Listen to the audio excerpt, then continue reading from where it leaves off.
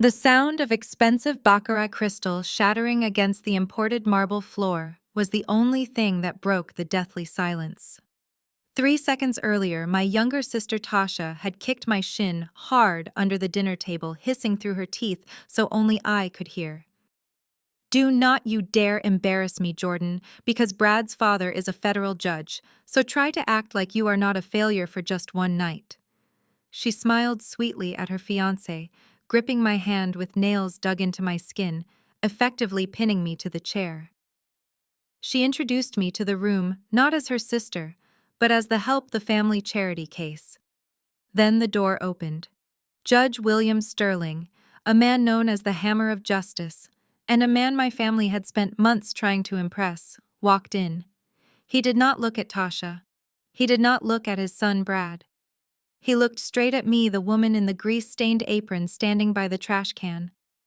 The color drained from his face. He did not sneer, he did not scold.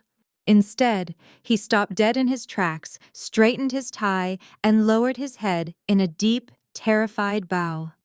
"Good evening, Your Honor," he said, his voice trembling with a reverence that made the entire room freeze.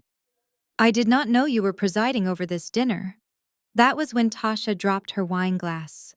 That shattered glass was the sound of a 20-year power dynamic crumbling instantly.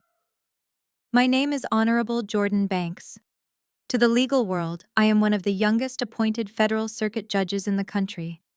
To my family, I am just Jordan, the unemployed disappointment who drives a rusted sedan and cannot seem to find a husband. They mistake silence for weakness. They mistake a lack of flashy logos for poverty. In our community, appearance is everything to people like my mother and sister. If you are not dripping in designer labels, you do not exist." They did not know that while they were chasing likes on Instagram, I was chasing justice in the highest courts of the land. Before I tell you how Tasha ended up in handcuffs at her own engagement party, and why my mother is currently begging my lawyer for a meeting, let me know where you are watching from in the comments below. Hit like and subscribe if you have ever been the underdog who held the winning card the entire time. Sitting here in my penthouse tonight, looking out at the DC skyline, I sip the same vintage wine Tasha tried to forbid me from touching. It tastes like justice. But to understand the sheer satisfaction of that moment, we have to go back 4 hours. Back to when I was just the invisible sister. Back to the moment my mother made the mistake of thinking she could treat a federal judge like a servant in her own home. It started with a phone call and a demand that would become their undoing. I remember pulling up to the driveway, the gravel crunching under my tires, feeling a knot in my stomach, not because I was afraid, but because I knew exactly what was coming. I just did not know that tonight was the night everything would change forever. 4 hours before the glass shattered, the afternoon sun was beating down on the pristine lawns of Potomac, Maryland. I navigated my dented gray sedan through the wrought iron gates of my mother's estate. The engine sputtered loudly, a sound that seemed to offend the very air of this neighborhood. To anyone watching, I looked like a delivery driver who had lost their way, but this was my childhood home. I gripped the steering wheel tighter. I had not been back in 6 months, not since Tasha announced her engagement. I told myself I was only coming to keep the peace, but deep down, I knew I was walking into a trap. Before I could even shift into park, the front door of the colonial mansion flew open. My mother, Patricia Banks, marched out. She was not smiling. She was wearing a silk caftan that probably cost more than my car, and her face was twisted in absolute horror. She waved her arms frantically, signaling me to stop. I rolled down the window, and the humidity hit me instantly, along with the scent of expensive hydrangeas. "Hi, Mom," I started to say, but she cut me off immediately. Her voice was a sharp hiss. "Jordan, what do you think you are doing? Do not you dare park that heap of junk in my driveway. We have guests arriving in an hour. The Sterlings are coming. Do you understand what that means? Judge Sterling is used to Bentleys and Rolls Royces, not this." She pointed a manicured finger at my car with disgust. "It looks like something a criminal would drive. Move it. Now." I took a deep breath. This was the greeting I expected. It did not matter that I had driven an hour through traffic to be here. It did not matter that I was her eldest daughter. To Patricia Banks' appearance was the only currency that mattered, and I was currently overdrawn. "Mom, it is just a car," I said, trying to keep my voice level. "I can park it on the side." "Absolutely not," she snapped. "I do not want the neighbors seeing it. I do not want Brad seeing it. Take it around the back. Go down the service alley and park next to the dumpsters behind the garage. And come in through the kitchen door. The front entrance is for guests, not for whatever this is." She gestured at me as if I were a stain on her perfect white carpet. I looked at her. I looked at the woman who had given birth to me. For a split second, I considered turning the car around and driving back to my penthouse in D.C. I considered telling her right then and there that this heap of junk belonged to a federal circuit judge who could sign a warrant for her arrest before dinner was served. But I did not. I was not ready to show my hand yet. The investigation into Brad's finances was still finalizing, and I needed to see Tasha's reaction up close. So I swallowed my pride. "Okay, Mom," I said quietly. "I will park in the back." "Good," she said, turning her back on me without another word. "And fix your hair. You look like you just rolled out of bed." She slammed the heavy oak door shut. I shifted the car into reverse, the gears grinding in protest. I drove past the manicured rose bushes and the marble fountain, heading toward the service alley where the garbage cans were stored. The smell of rotting food greeted me as I parked. I stepped out of the car, my heels sinking slightly into the mud. I smoothed down my shirt and walked toward the back door. I was entering my own family home through the servants' entrance. It was fitting, really, because tonight I was going to serve them something they would never forget. The heavy oak door swung shut behind me, isolating me in the service hallway. The air smelled of industrial cleaner and expensive truffle oil, a nauseating combination that made my stomach turn. I walked into the kitchen, expecting to find the catering staff in chaos, but instead, I found my sister Tasha standing alone by the granite island. She was not panicking. She looked calm, almost predatory, like a cat playing with a mouse it had already caught. She was inspecting a tray of caviar blinis with critical precision. When she heard my footsteps, she did not turn around to greet me. She simply reached under the counter, pulled out a bundled ball of black fabric, and tossed it over her shoulder in my direction. It hit me square in the chest before unraveling onto the floor. I looked down. It was a black apron and a stiff white server shirt still in its plastic packaging. "Put those on," Tasha said, finally turning to face me. Her voice was light and airy, as if she were asking me to try a piece of cake. "The catering company is short one server. Some girl called in sick at the last minute, and I cannot have empty glasses at my engagement party. You are the same size as her, so it works out perfectly." I stared at the cheap polyester fabric on the floor. I felt the blood rushing to my face, heating my skin. "Tasha," I said, keeping my voice steady, "I am a guest. I drove an hour to celebrate your engagement, not to serve appetizers to your friends. I am not putting that on." Tasha laughed, a short, sharp sound that echoed off the stainless steel appliances. "A guest," she repeated, mocking me. "Jordan, be realistic. Look at you. You are wearing jeans that are 2 years old. You have nothing in common with the people in the other room. Brad family comes from old money. His father is a federal judge.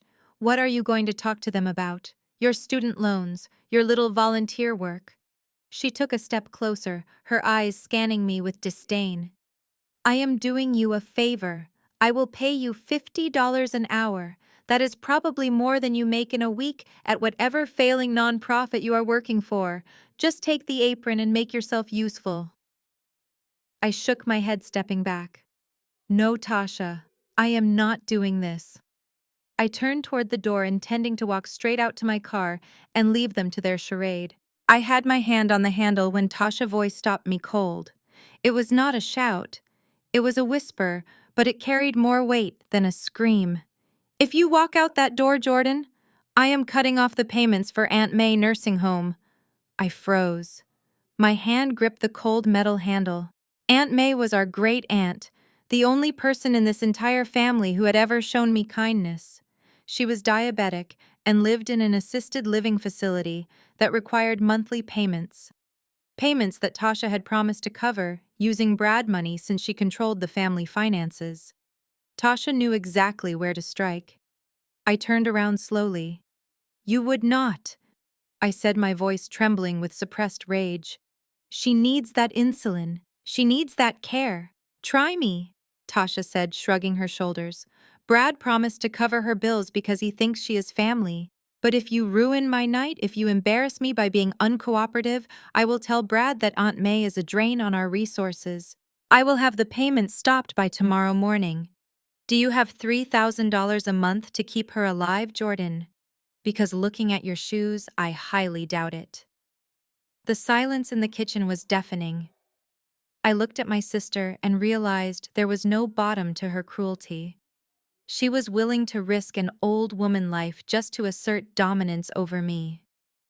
I had the money. I could pay for Aunt May 10 times over with my salary as a judge, but I could not reveal that yet. Not until I had the evidence to take them all down. I had to play the game for 4 more hours. I bent down and picked up the apron. "Fine," I said, my voice devoid of emotion. "I will do it." Tasha smiled a victorious grin that made my skin crawl. "Good choice, sister. Now hurry up, the guests are thirsty." I took a deep breath and pushed through the double doors, leaving the sanctuary of the kitchen behind. The noise of the party hit me like a physical wave. The living room had been transformed into a gallery of pretension filled with people holding crystal flutes and judging each other's net worth based on their shoes. I adjusted the heavy silver tray of champagne in my hand and stepped into the fray. This was the part of the undercover work I hated the most. In a courtroom, I commanded silence with a look. Here I was invisible.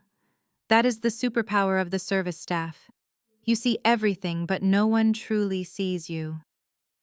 I moved through the crowd, weaving between clusters of guests who were too busy laughing at their own jokes to notice the woman refilling their drinks was their own flesh and blood. I approached a group standing near the grand piano.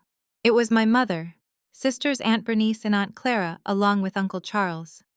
Aunt Bernice was holding court in a sequined dress that was far too tight for her frame, loudly recounting her latest vacation to Turks and Caicos.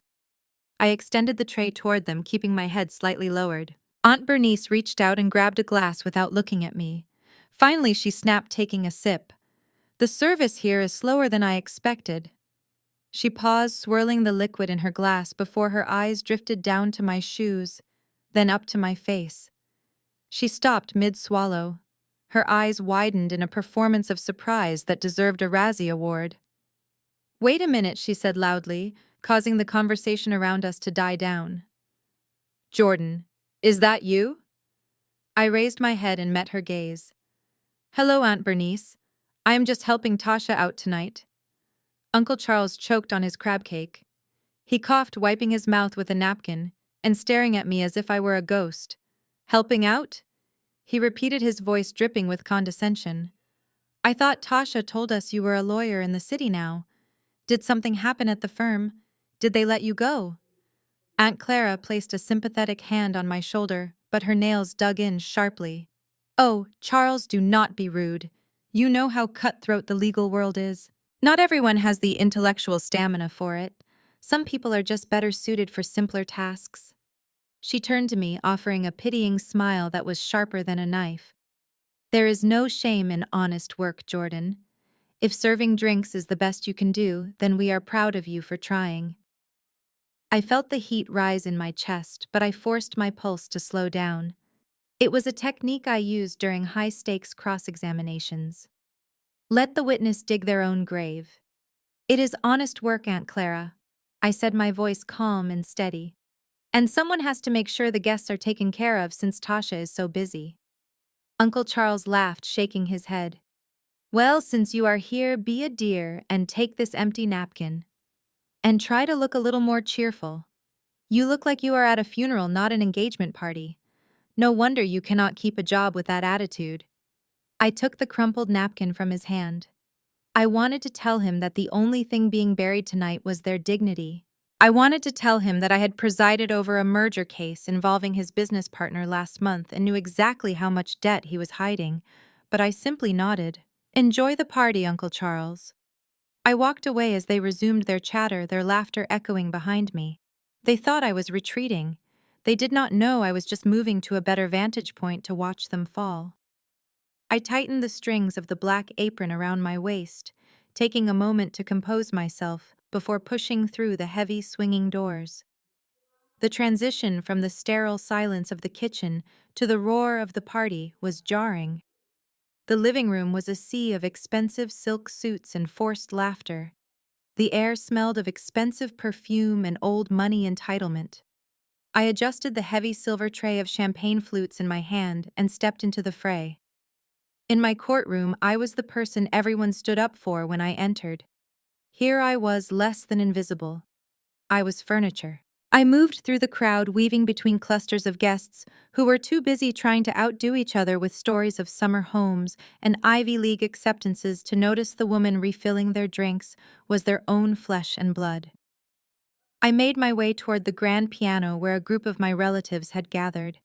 My Aunt Bernice was holding court, wearing a sequined dress that strained against the fabric, recounting her latest trip to the Amalfi Coast. Next to her stood Uncle Charles, swirling his scotch and looking bored. I hesitated for a fraction of a second. These were people who had known me since I was a child, yet they had not reached out to me in years, unless they needed legal advice, which I always politely declined. I stepped forward, extending the tray. "Champagne?" I asked, keeping my voice neutral. Aunt Bernice reached for a glass without looking up initially. Finally, she snapped, "I have been waiting for a refill for 10 minutes. She froze mid-sip, her eyes traveling from my scuffed sneakers up to the black apron and finally landing on my face. Her jaw dropped slightly. "Jordan, is that you?" The conversation in the circle died instantly. Uncle Charles choked on his drink, coughing loudly before staring at me with wide disbelief. He looked at me as if I were a ghost, or perhaps a cockroach that had wandered into a sterile lab. "Jordan," he repeated, his voice booming. "What on earth are you doing wearing that? Tasha told us you were working at a top law firm in the city. Did you get fired?" I felt the heat rising in my cheeks, but I forced my pulse to remain steady. "Hello, Uncle Charles, Aunt Bernice," I said calmly. "I am just helping Tasha out tonight." The catering staff was short-handed. Aunt Clara, who had been standing quietly on the periphery, stepped forward. She placed a hand on my shoulder, but there was no warmth in her touch, only a patronizing pity that felt worse than a slap. "Oh, honey," she cooed, tilting her head. "There is no need to be embarrassed. We know how competitive the legal world is. Not everyone has the intellectual stamina for that kind of pressure. Some people are just better suited for simpler tasks." Uncle Charles laughed, a harsh, barking sound. "Simpler tasks, indeed. Well, at least you are making yourself useful for once. Honestly, I always suspected you were not quite smart enough for the heavy paperwork. Law requires a certain pedigree that Tasha has, but well, you have always been a bit slow on the uptake, haven't you?" He took a fresh glass from my tray and waved his hand dismissively. "Run along now, Don, not let the ice melt." I stood there for a heartbeat longer than necessary, staring directly into Uncle Charles' bloodshot eyes. He had no idea that I had presided over a bankruptcy hearing involving his business partner just last week. He had no idea that I knew exactly how leveraged his assets were. I wanted to tell him that his pedigree was built on a house of cards that was about to collapse. Instead, I simply dipped my head. "Enjoy the evening, Uncle Charles." I turned and walked away, feeling their eyes boring into my back. They thought they had just put me in my place. They did not realize they had just become the first defendants in the trial taking place in my mind. I had barely escaped the interrogation from my relatives when the heavy brass knocker echoed through the grand foyer. The sound acted like a starter pistol for Tasha. She smoothed her dress, checked her reflection in the hall mirror one last time, and rushed toward the door. Her face transformed from the sneering mask she wore around me into a picture of adoration. She threw the door open, and there he was, Brad Sterling. He looked exactly like his photos online, but in person, the arrogance radiating off him was almost palpable. He was tall with the kind of jawline that money buys, and hair that had been styled to look effortlessly messy. He wore a navy suit that fit him so perfectly it had to be bespoke. He stepped inside bringing a gust of cool evening air and the scent of expensive cologne with him. Tasha threw her arms around his neck, squealing with delight, but Brad pulled away gently after a brief perfunctory kiss on her cheek. He was scanning the room, assessing the decor, judging the environment. His eyes swept over the marble floors, the chandelier, and finally landed on me. I was standing near the coat rack holding a silver tray of empty glasses. To him, I was part of the furniture. I was a prop in the background of his life. He did not smile. He did not introduce himself. He simply shrugged off his camel-colored coat and held it out in my direction without even looking at me. Here, he said, his voice flat and commanding. Take this. I stepped forward, my hand gripping the tray tightly. I set the tray down on a side table and reached for the coat. As my fingers touched the fabric, Brad snapped his fingers near my face. Hey, he said sharply, finally locking eyes with me. Be careful with that. Do you know what this is? I paused, holding the heavy garment. It is a coat, sir, I said, keeping my voice low and subservient. He let out a short, derisive laugh. It is not just a coat. It is vicuña. It is worth more than your entire life, so do not get your grubby fingerprints on it. Hang it up properly. Broad hangers only. If I see a wrinkle in it later, you are paying for it. I felt a surge of adrenaline hit my bloodstream. It was the same feeling I got right before delivering a closing argument. The sheer audacity of his statement was breathtaking, worth more than my life. I looked at this man, this fraud, who was living off his father's reputation and financing his lifestyle with stolen charity funds. He had no idea that the woman holding his coat was currently building a federal case that would strip him of everything he owned, including this precious vicuña wool. I wanted to throw the coat on the floor and wipe my muddy shoes on it.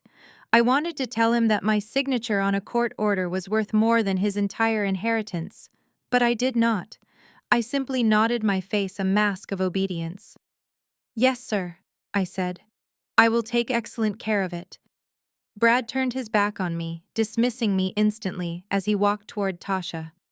I watched him go, my grip tightening on the coat. Enjoy it while you can, Brad, I thought. Because where you are going, you will be wearing an orange jumpsuit, and they do not allow luxury fabrics in federal prison. Tasha looped her manicured arm through Brad's elbow, her eyes darting between us with a mixture of panic and calculation. She had to address the awkwardness of her fiancé mistaking her sister for a servant, but she had to do it without lowering Brad's status. Brad, baby, she purred, leaning into him. I see you have met Jordan. She is helping us out tonight since the catering service was incompetent. Brad froze for a split second, his hand hovering halfway to his pocket as if he were about to tip me. He looked from the expensive coat in my arms to my face, and a slow realization dawned on him. The confusion cleared, but it was not replaced by embarrassment or an apology. Instead, a cruel smirk curled the corners of his mouth. Oh, he said, letting out a short barking laugh that echoed in the high-ceilinged foyer. Jordan. Of course, the sister with the career struggles. He stepped closer, invading my personal space, his cologne overpowering my senses. I honestly thought you were hired help. But you know what? He looked me up and down, his eyes lingering on the ill-fitting white shirt and the cheap black apron. The look actually works for you. It fits. You look much more natural holding a coat than you ever would holding a briefcase. I felt a sharp retort rising in my throat, a blistering correction that would have silenced him instantly. But before I could speak, my mother materialized at his side. Patricia Banks had been watching from the archway, waiting for the right moment to intervene. I expected her to correct him. I expected her to have a shred of maternal instinct. But she placed a hand on Brad's shoulder. Her back turned slightly toward me, effectively boxing me out of the family circle. Oh, Brad. Please forgive her, Patricia said, her voice dripping with artificial sweetness. Jordan has always been a bit slow on the uptake. I hope she did not wrinkle your coat. She is terribly clumsy with nice things. She looked at me over her shoulder, her eyes cold and hard, warning me to play along. We always have to keep an eye on her. She is not like Tasha. She does not have that natural grace. My stomach twisted. It was not the insult from Brad that stung. I expected that from an entitled narcissist. It was my mother. She was not just failing to defend me. She was actively offering me up as a sacrifice to feed his ego. She was rewriting my identity to fit their narrative of superiority. Brad chuckled, patting my mother's hand. Well, at least we know she is useful for something. Maybe we can get a family discount on the service tonight, right? The three of them laughed. It was a grotesque, synchronized sound that made the world feel tilted and wrong, as if the floor beneath me was sloping. My mother shooed me away with a dismissive flick of her wrist. Go on, Jordan, she commanded. Hang that up properly in the cloakroom, and then bring a round of martinis to the patio, and try not to spill anything this time. I turned away, the laughter following me like a physical weight. As I walked toward the closet, I ran my thumb over the label of the coat. I memorized the texture. I memorized the insults. I was not just a sister or a daughter anymore. I was a vault of evidence, and they had just given me everything I needed to lock them away forever. I hung the coat up with precision, smoothing the fabric down. The next time Brad saw this coat, it would be in an evidence bag. I took a deep breath, composed my face into a mask of servitude, and headed for the bar. The trial was proceeding exactly as I had planned. I walked back into the kitchen, trembling with rage, but I forced myself to focus on the task at hand.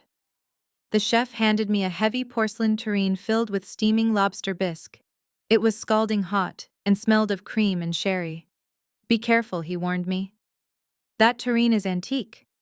I nodded, gripping the handles with a towel, and walked back out into the dining room. The guests were seated now. Tasha sat at the head of the table next to Brad, beaming like a queen who had just conquered a new territory. As I approached the table, the chatter died down slightly. Everyone watched the servant girl, trying not to spill the soup. I moved carefully, serving the guests on the left side first. I could feel Tasha's eyes on me. I could feel her waiting for a mistake. As I walked behind her chair to serve Brad, I saw her shift her weight. It was subtle, a slight movement of her shoulder. I should have anticipated it. I should have known that humiliation was not enough for her. She needed physical pain to truly enjoy her evening. Just as I stepped past her, she stuck her leg out. It was a move we had practiced as kids on the soccer field, but this time there was no ball. Her stiletto heel hooked around my ankle. I stumbled. The heavy tureen tipped forward. Gravity took over.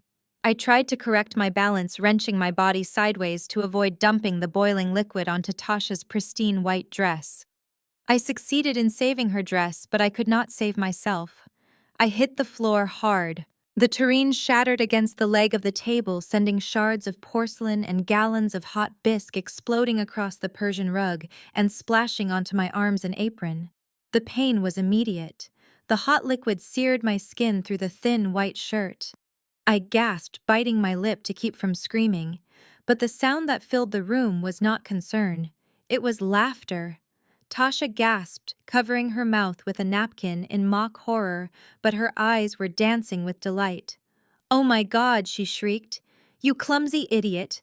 That rug is an antique. It has been in the family for 3 generations. You are going to pay for that out of your wages." Brad shook his head, taking a sip of his wine as if watching a slapstick comedy.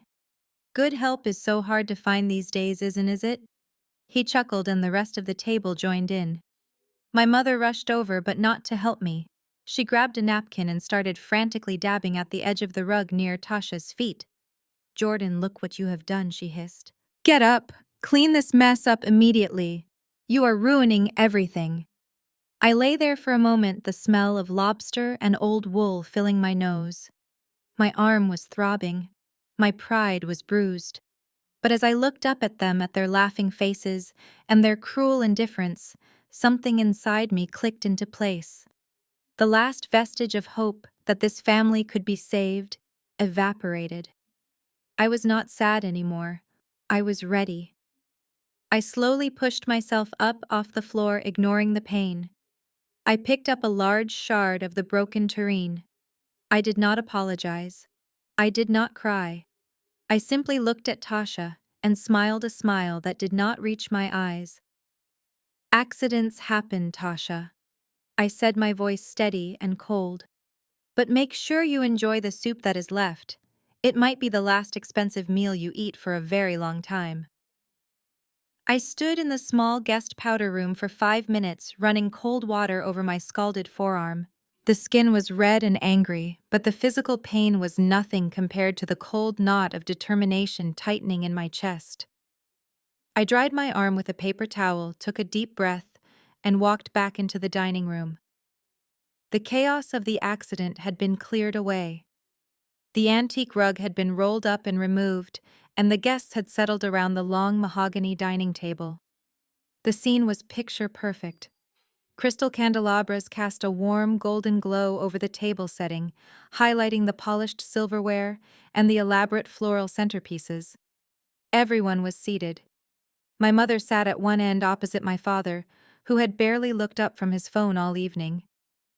Tasha and Brad were seated in the center, holding hands like royalty granting an audience.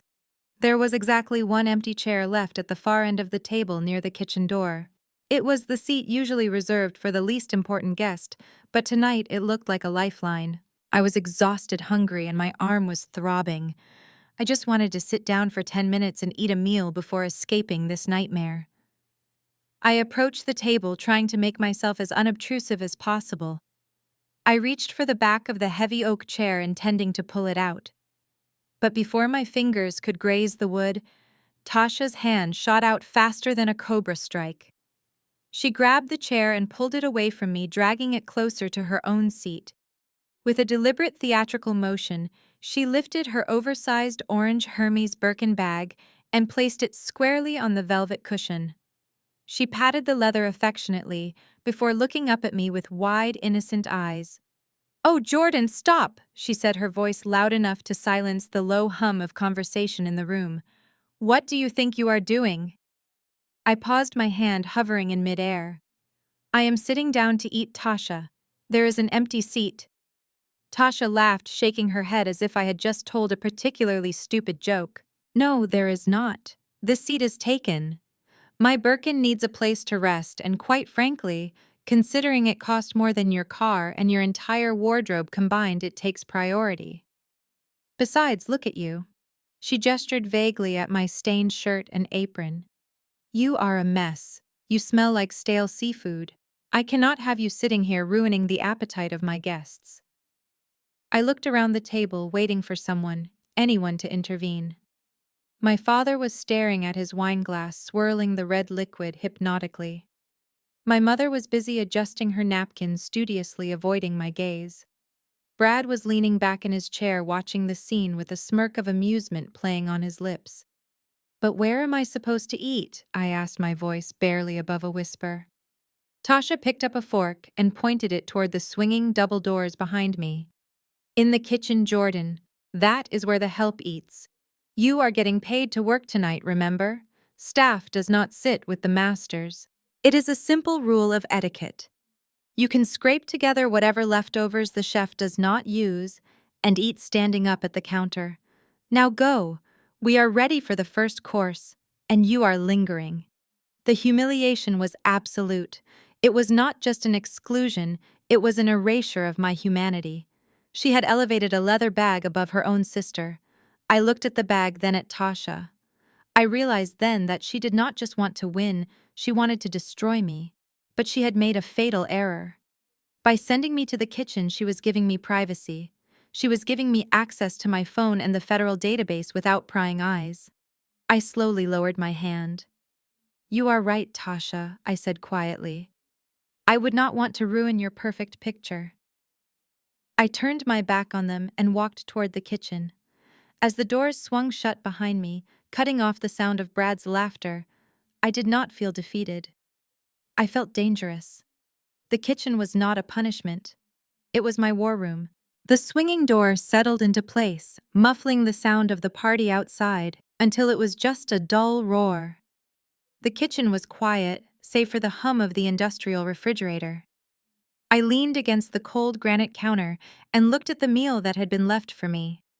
It was a basket of stale baguette slices and a small bowl of olive oil that had started to separate. This was my dinner. This was the hospitality my own sister offered me while she feasted on lobster and steak just 10 feet away. I broke off a piece of the hard bread and chewed it slowly. It tasted like ash, but I forced myself to swallow. I needed the energy. I needed the focus. Tasha thought she had punished me by banishing me to the kitchen. She thought she had stripped me of my dignity.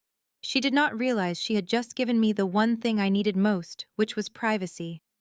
I wiped the crumbs from my hands and pulled my phone from the pocket of my jeans. I did not open Instagram or Facebook. I swiped to the last page of my apps to a folder that looked like a generic calculator. I entered a 6-digit passcode and scanned my thumbprint. The screen flashed black then blue, displaying the seal of the Federal Circuit Court. Access granted. I was no longer Jordan the waitress. I was Judge Banks, and I had full subpoena power right in the palm of my hand.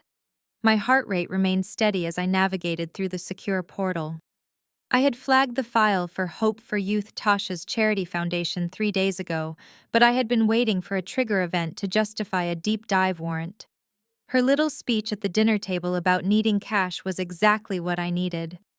I typed in the tax identification number for the foundation. The screen populated with rows of data. At first glance, it looked legitimate, donations coming in, expenses going out for events and marketing. But I knew where to look.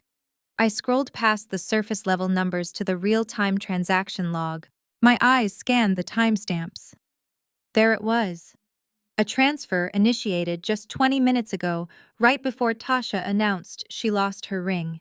Amount $50,000. Recipient S&B Consulting, LLC. I tapped on the recipient name. The system lagged for a second before pulling up the registration details for S&B Consulting. It was a shell company registered in the Cayman Islands, and the sole signatory on the account was not Tasha. It was Brad Sterling. I stared at the screen. The pieces of the puzzle clicked together with a terrifying clarity. They were not just living beyond their means. They were siphoning money from donors, laundering it through a fake consulting firm, and using it to fund their lifestyle. The $50,000 transfer was likely to pay off a gambling debt or a loan shark, which explained their desperation. Then a red banner flashed across the top of my screen. Suspicious activity detected. Multiple structuring transfers identified. The system had flagged it automatically. This was a federal crime. Wire fraud, money laundering, conspiracy. I took a screenshot of the transaction log. I forwarded the file to the FBI field office contact I had alerted earlier with a simple subject line, "Execute warrant." I slipped the phone back into my pocket. I picked up another piece of bread and ate it. This time, it did not taste like ash. It tasted like justice.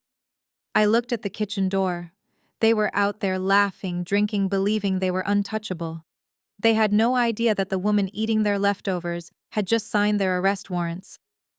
I straightened my back, smoothed down my apron, and prepared to go back out. The show was not over yet. In fact, the main act was just beginning. I slipped the phone back into my pocket and smoothed my apron. The screen in my mind was still flashing with the evidence of wire fraud, but my face was a mask of perfect servitude. I picked up a bottle of vintage Cabernet from the sideboard and approached the table. The conversation had shifted from wedding plans to politics, a dangerous subject for a family built on pretension. Brad was leaning back in his chair, holding a half-empty glass, swirling the red liquid with an air of self-importance that made my teeth ache. He was in the middle of a monologue about law and order, which was ironic, considering he was currently laundering money through an offshore shell company. "You see," he said, his voice booming enough to ensure everyone heard him, "my father, Judge William Sterling, has zero tolerance for people who refuse to pull their own weight.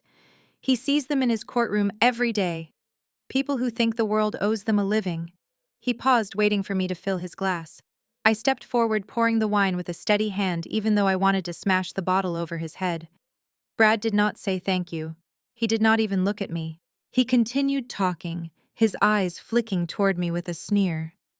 Dad always says the system is broken because we are too soft. We let people slide.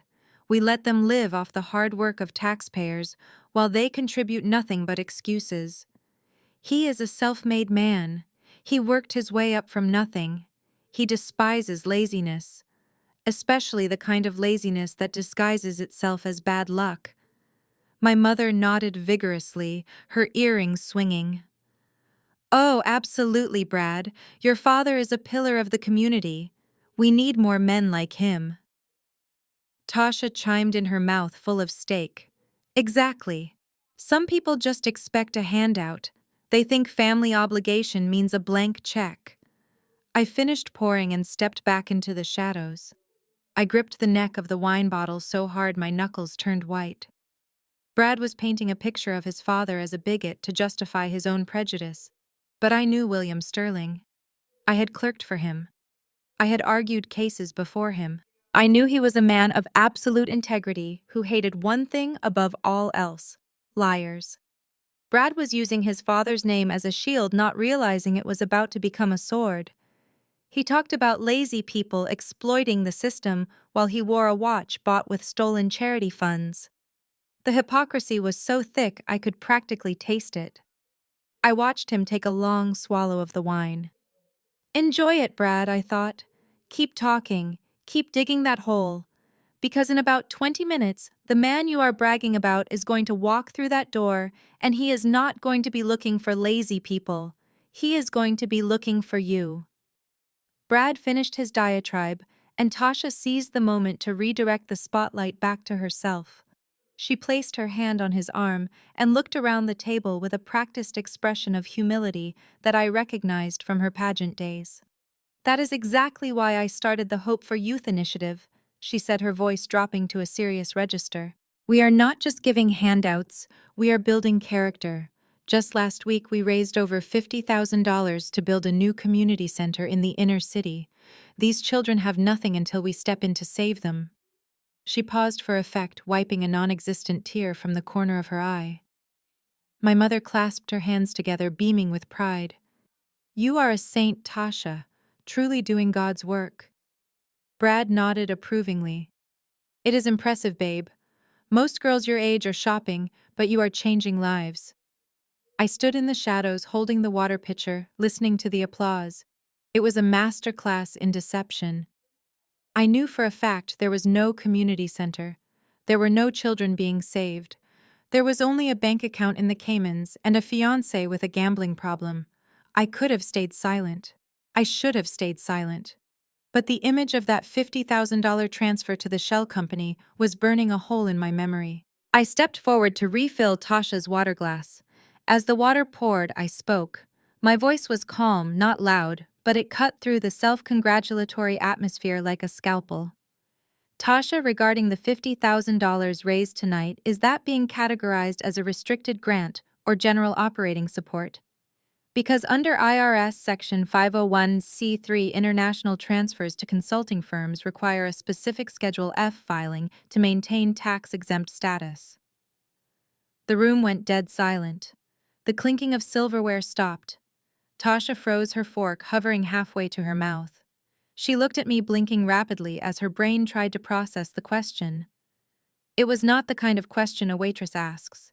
It was the kind of question a federal auditor asks. Excuse me? She stammered, her composure cracking for the first time.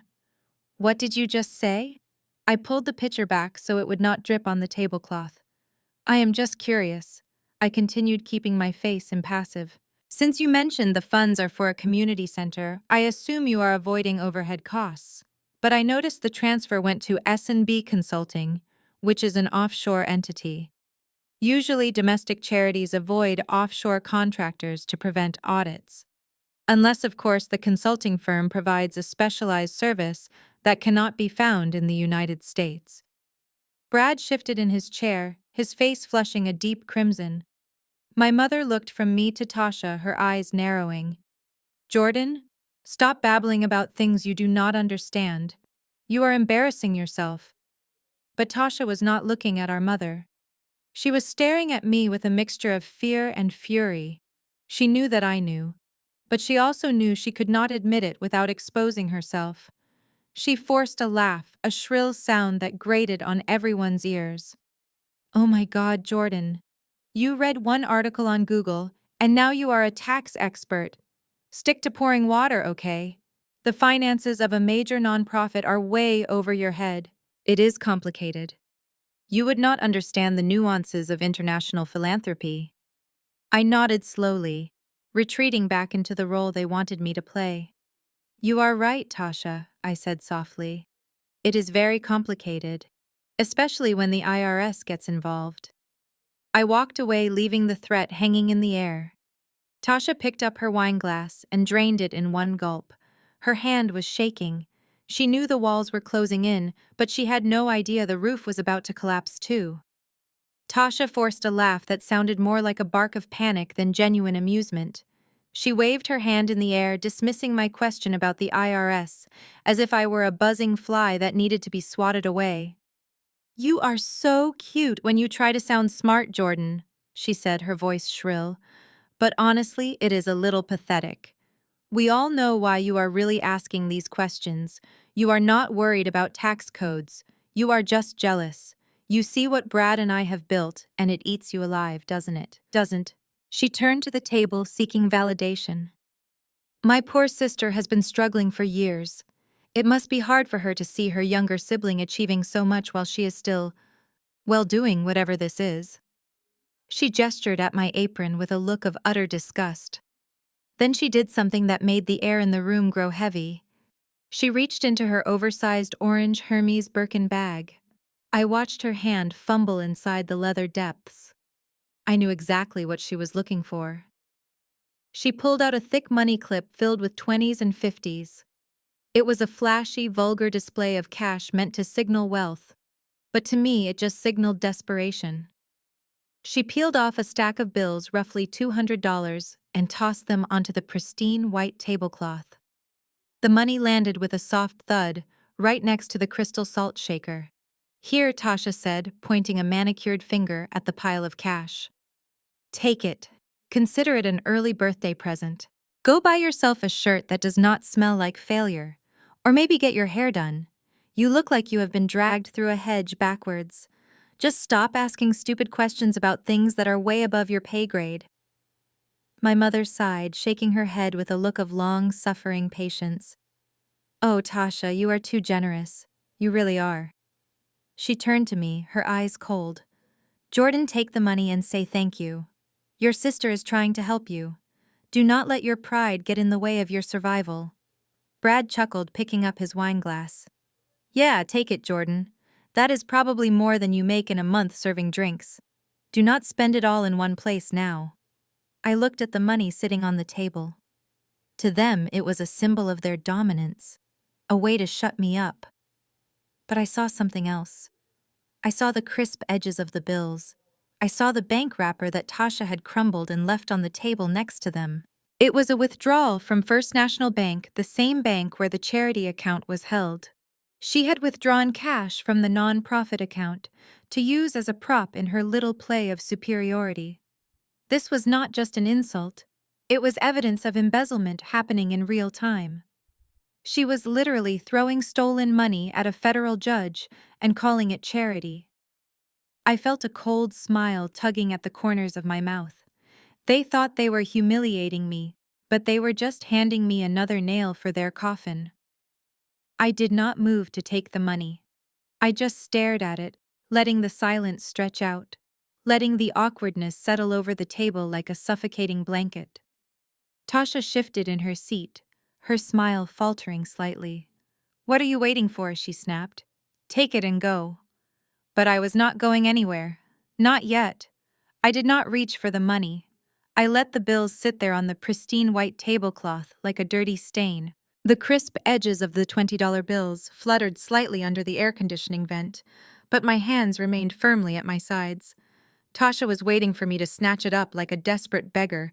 She leaned forward slightly, her eyes wide with anticipation, wanting the satisfaction of seeing me bow down to her financial superiority. She wanted me to validate her power. She wanted me to be the charity case she could save so she could feel better about her own fraudulent life. But I simply looked at her. I looked past the heavy layers of professional makeup and the expensive designer dress to the terrified, insecure girl underneath who knew she was playing with fire. "I do not need your money, Tasha," I said. My voice was low, but it carried through the room with a crystal clarity that cut through the ambient jazz music. "Keep it. You are going to need every cent of it for your legal defense fund." Tasha laughed, a nervous, brittle sound that cracked in the middle. "Legal defense fund. You are delusional, Jordan. Just take the cash and go buy some decent clothes. You are embarrassing yourself." "Am I?" I asked, tilting my head slightly. "Then maybe you can explain something to me."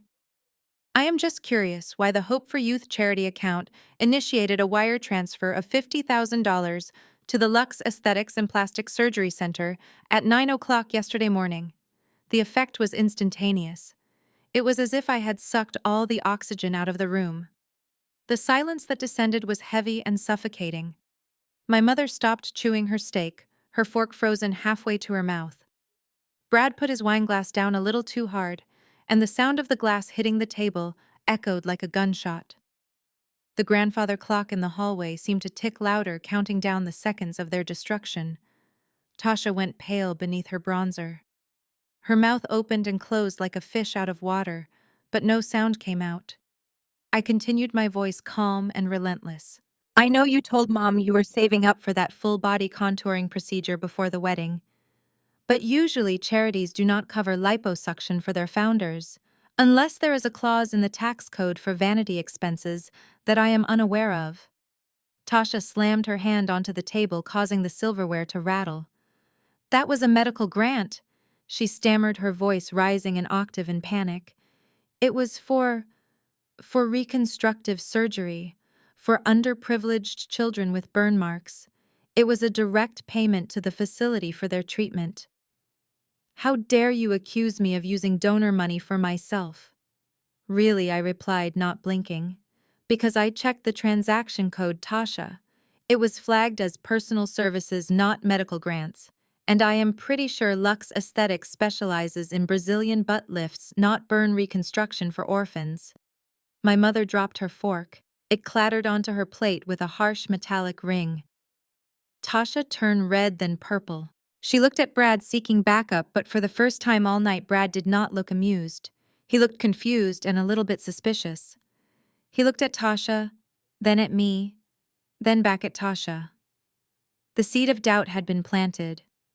The room was no longer a party. It was a crime scene, and I had just pointed out the smoking gun. The accusation about the plastic surgery hung in the air like toxic smoke. But before Tasha could stammer out another lie, my mother decided to detonate a bomb of her own. Patricia Banks did not just get angry, she went nuclear. She slammed her open palm against the mahogany table with a force that made the fine china jump and rattle against the wood.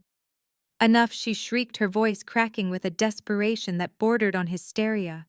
She stood up abruptly, her chair screeching against the floorboards. She pointed a trembling finger directly at my face, her eyes bulging with rage. "You shut your mouth, Jordan. You shut your poisonous mouth right now." She turned to Brad, her expression shifting instantly from fury to a pleading victimhood. "Brad, honey, do not listen to a word she says. You do not know her like we do. You do not know the history here." She took a deep breath, smoothing her silk caftan, as if trying to physically smooth over the situation. "Jordan has always been troubled. She is a pathological liar, Brad. It is a sickness, really. We have tried to get her help for years, but she just lives in these fantasies where she is the hero and everyone else is a villain." She looked at me with a look of pure venom before delivering the kill shot. "Tell him, Jordan. Tell him about the time you were 16. Tell him how you stole $500 from my purse to buy drugs and then blamed it on our housekeeper. We had to fire that poor woman because of you, because you could not admit you were a thief." I felt a cold numbness spread through my chest. The memory she was twisting was real, but the roles were reversed.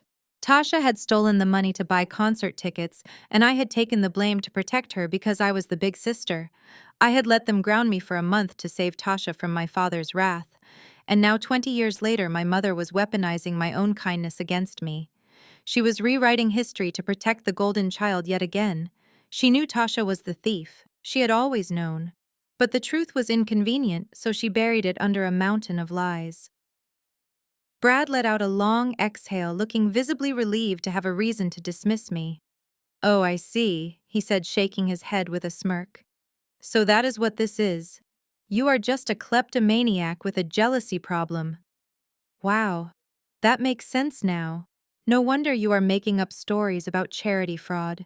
You are just projecting your own criminal tendencies onto Tasha. My mother nodded vigorously, grabbing Tasha's hand. "Exactly, Brad. She is just jealous. She has always been jealous of Tasha. Please, just ignore her. She is mentally unstable." I stood there listening to them assassinate my character. They were stripping away my credibility brick by brick, hoping that if they called me crazy loud enough, the truth would disappear. But they forgot one thing.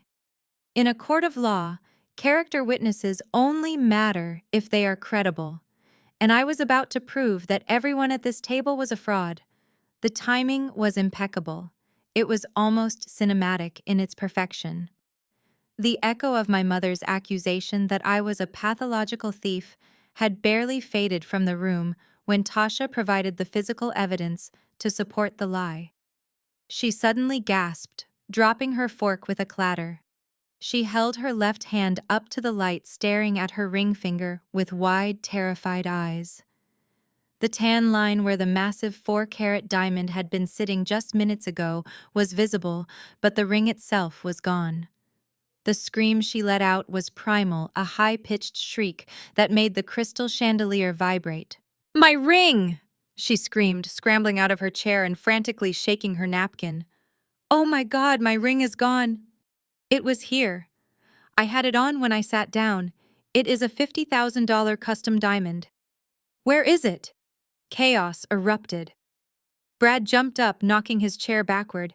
He grabbed Tasha's hand, inspecting it as if the ring might magically reappear if he squeezed her fingers hard enough. "Are you sure you didn't take it off in the bathroom?" he asked, his voice tight with panic. "That ring is not insured yet, Tasha." "No, I never take it off." Tasha wailed, tears streaming down her face faster than I thought physically possible. "I had it right here. It was on my finger when—" She stopped. The weeping ceased instantly, replaced by a look of cold realization. She slowly turned her head toward me, her eyes narrowed into slits. "It was on my finger when she poured the wine. She was standing right over me. She bumped into my chair, remember?" She leaned over to grab the water pitcher. The atmosphere in the room shifted from panic to hostility in a heartbeat. It was a physical weight pressing down on me. My mother gasped, clutching her pearls. "Oh, Jordan, no. Tell me you did not. Tell me you did not steal your sister's engagement ring just to spite her." "I told you, Brad. I told you she has a sickness. She cannot help herself." I stood near the sideboard holding the empty wine bottle. I felt the blood drain from my face, not from guilt, but from the sheer audacity of the accusation. "I did not take your ring, Tasha," I said, my voice steady despite the adrenaline pounding in my ears. "I have not touched you since you kicked me under the table. Check the floor, check your purse." Brad marched over to me. He was a big man, and he used his size to intimidate, looming over me with menace in his eyes. He did not look like a fiancé anymore. He looked like a thug. "Don't play dumb with us," he spat. "We all heard what your mother just said. You have a history of stealing. You are jealous. You are broke. And you are standing there in a servant's uniform with a $50,000 rock in your pocket. Give it back, now, or I swear to God I will make you regret it." I looked at them, the three of them united in their delusion. My father remained seated, pouring himself another drink, refusing to make eye contact. He was the coward in the corner. I looked Brad dead in the eye. "I do not have the ring. Search me if you want, but when you do not find it, you are going to apologize to me on your knees." Brad laughed, a cruel, ugly sound. "Search you. Oh, we will do more than that. We are calling the police. I hope you enjoy a strip search in a holding cell, because that is exactly where you are headed. He pulled out his phone, his thumb hovering over the screen. He thought he was threatening me. He did not realize he was doing exactly what I wanted. Call them, I said. Call the police, Brad. I dare you. Brad stepped away from the table, and the air in the room seemed to condense around him. He did not walk, he stalked. He moved with the heavy, aggressive gait of a man who has never been punched in the face, and it showed in the way he invaded my personal space. He stopped less than 6 inches from me, effectively pinning me against the mahogany sideboard. I could smell the alcohol on his breath and see the tiny veins pulsing in his forehead. He pointed a finger at my chest, stabbing the air with every word. "Let us use some logic here, Jordan," he said, his voice dangerously low. "Everyone at this table is family. Everyone here has money. Everyone here belongs. You are the only variable. You are the only one who walked past Tasha's chair. You are the only one who went into the kitchen. And you are definitely the only one in this room who needs $50,000 to pay off your student loans or whatever pathetic debt you are drowning in." He held out his hand, palm up. "Give me the bag. Give me the apron. And empty your pockets. If you hand it over now, I might not press charges. I might just ban you from this house forever. But if you make me call the cops, I will make sure you rot in a cell."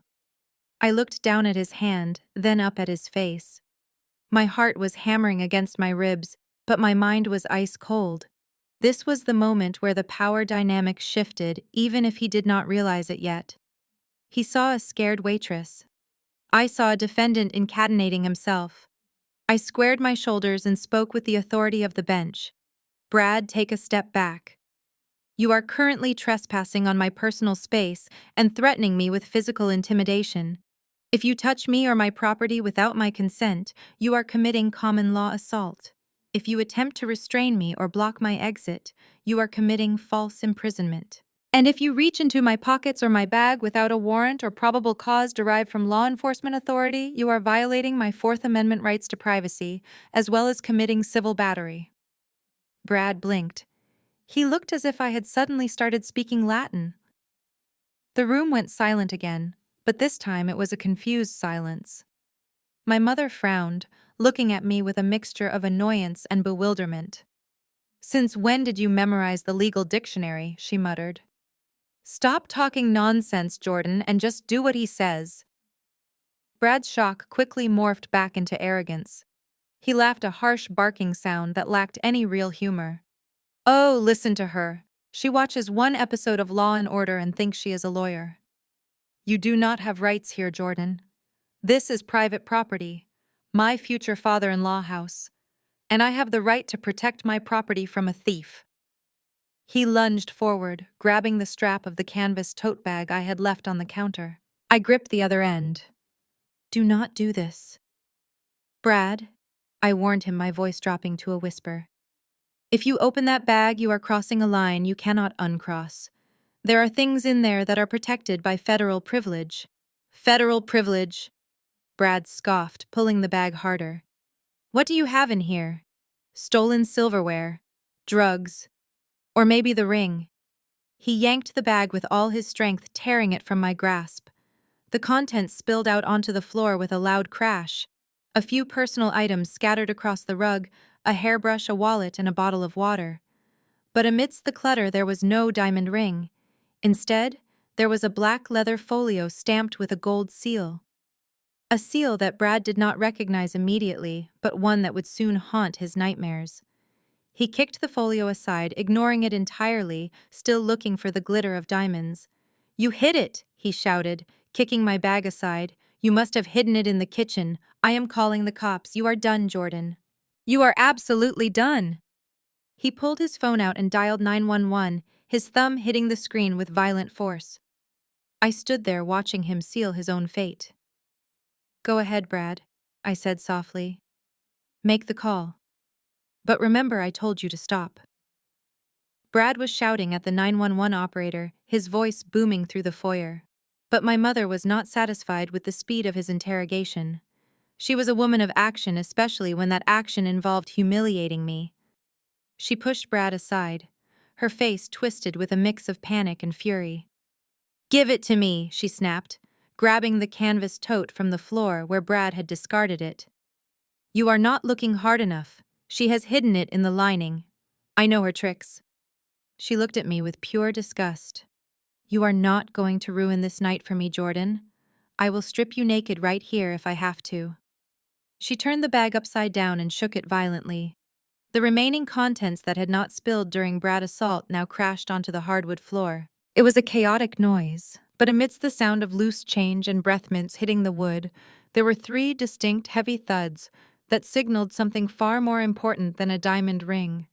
The first was a heavy fountain pen made of black resin and gold. It rolled across the floor, stopping at Brad's feet. He looked down at it.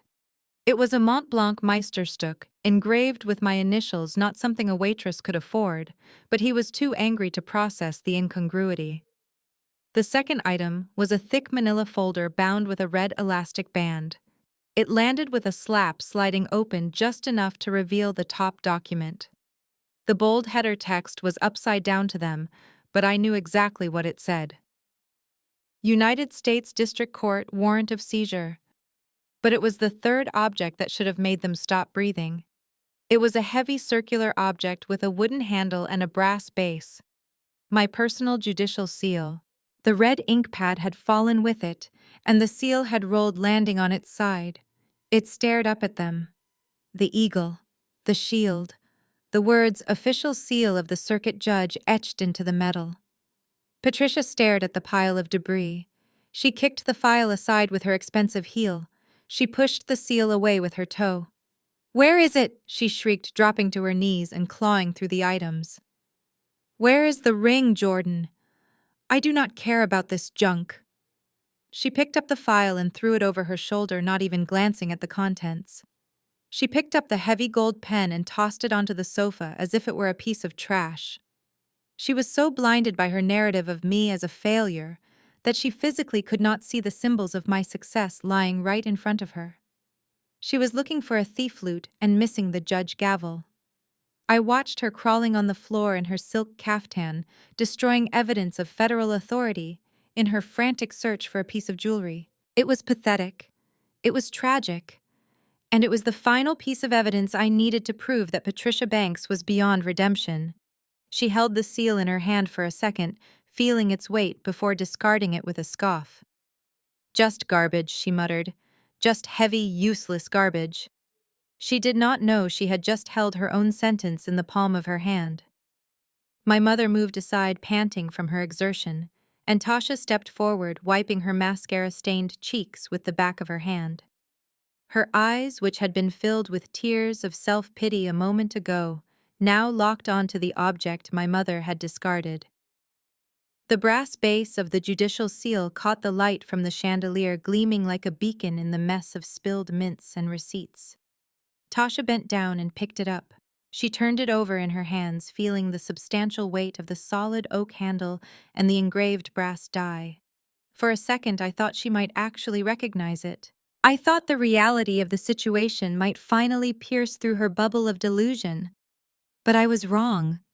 Tasha did not see authority. She saw a prop. She let out a high-pitched shriek of laughter that sounded manic in the tense room. She held the seal up for Brad and my mother to see, dangling it by the handle, as if it were a dead rat. "Look at this," she crowed, her voice dripping with derision. "Look what our big sister has in her bag." She brought it closer to her face, squinting at the reversed lettering on the die. "It says, 'Official Seal of the Circuit Judge.'" She paused, looking at me with wide, mocking eyes, before bursting into fresh peals of laughter. "Oh my God, Jordan. This is pathetic even for you. What is this? Is this a toy? Did you buy this on Amazon so you could play pretend in your little apartment?" Brad stepped closer, peering at the seal with a smirk. "No way," he said, shaking his head. "She actually had a fake seal made. That is hilarious. What are you doing, Jordan?" "Impersonating a government official to scam people." Is that your new grift? You go around pretending to be a judge so you can get free drinks or get out of parking tickets. Tasha tossed the seal into the air and caught it, treating a federal instrument like a juggler's ball. It is not just a grift, Brad, she said, sneering. It is a mental illness. Mom was right. She is totally delusional. She probably sits in her room in her cheap pajamas, banging this on her desk, pretending she is important. Hey, Jordan, do you have a robe too? Do you wear a wig and sentence your teddy bears to life in prison?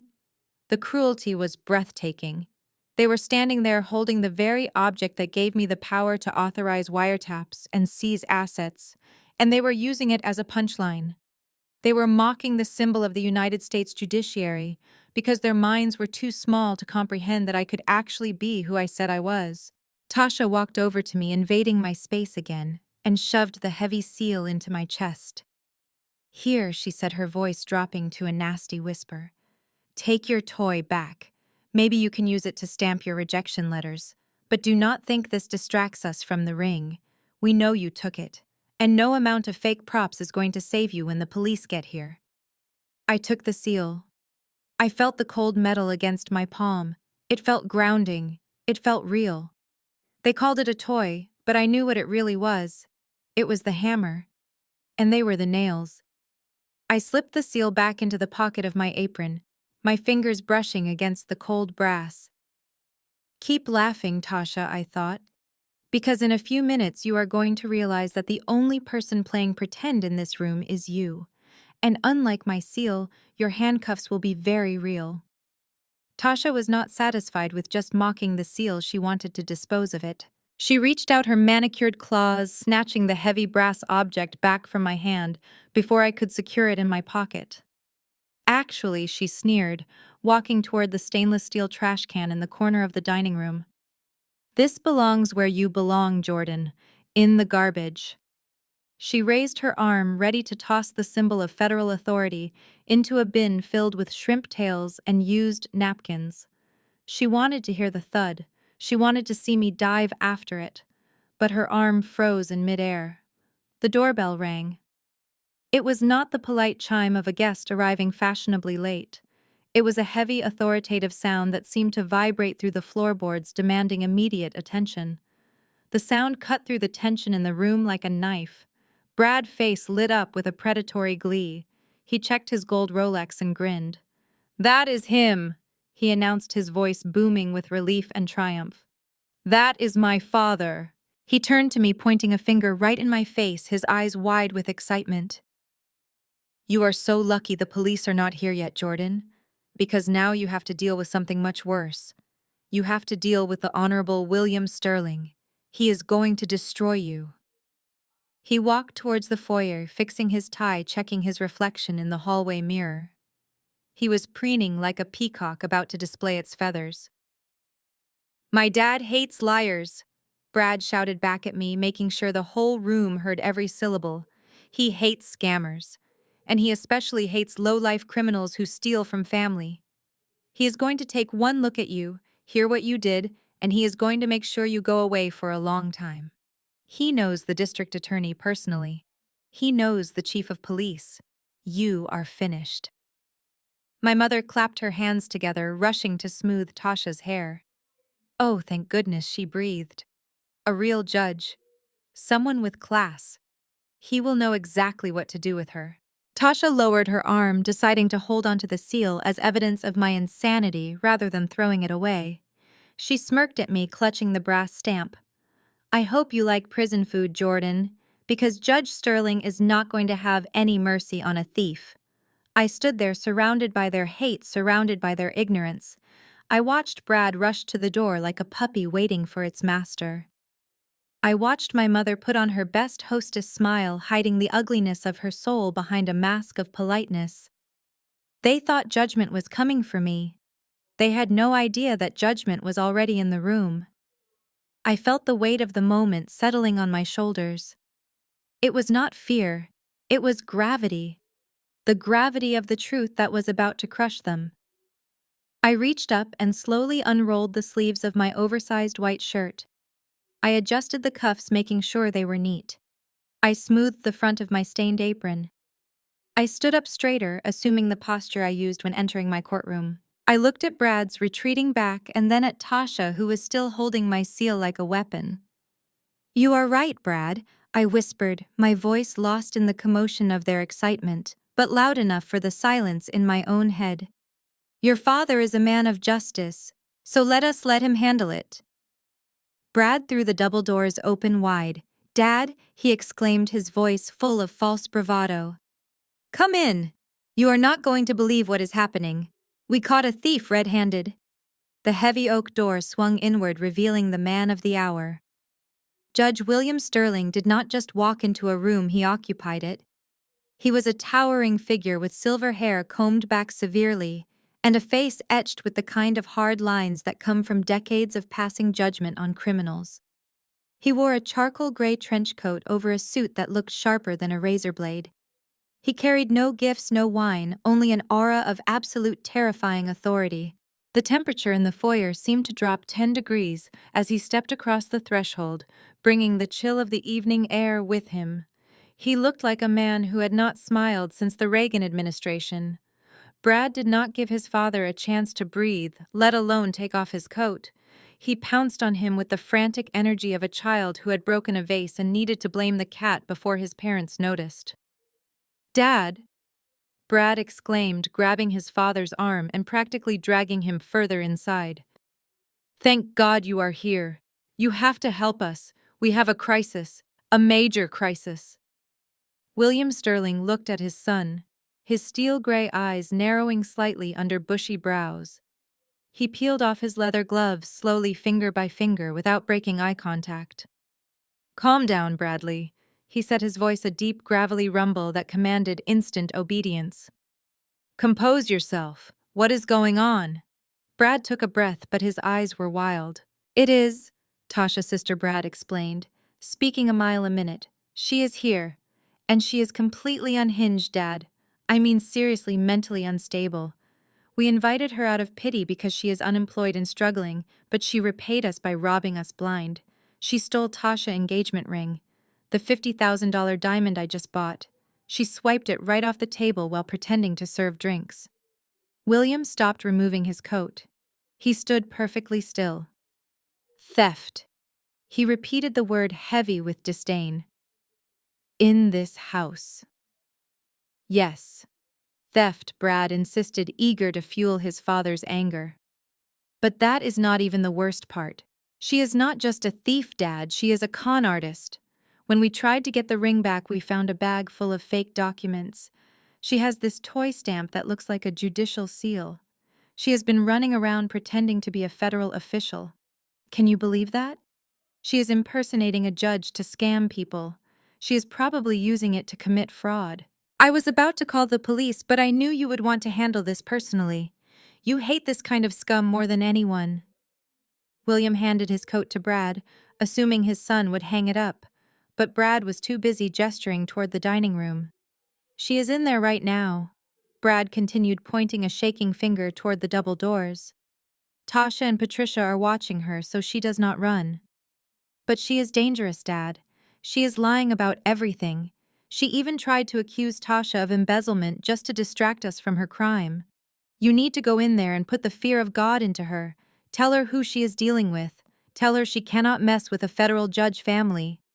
William adjusted his cufflinks. His face remained unreadable, a mask of stone. "Impersonating a judge," he said quietly. "That is a serious felony, Bradley. If what you say is true, she will face the full weight of the law." "Exactly." Brad grinned, looking triumphant.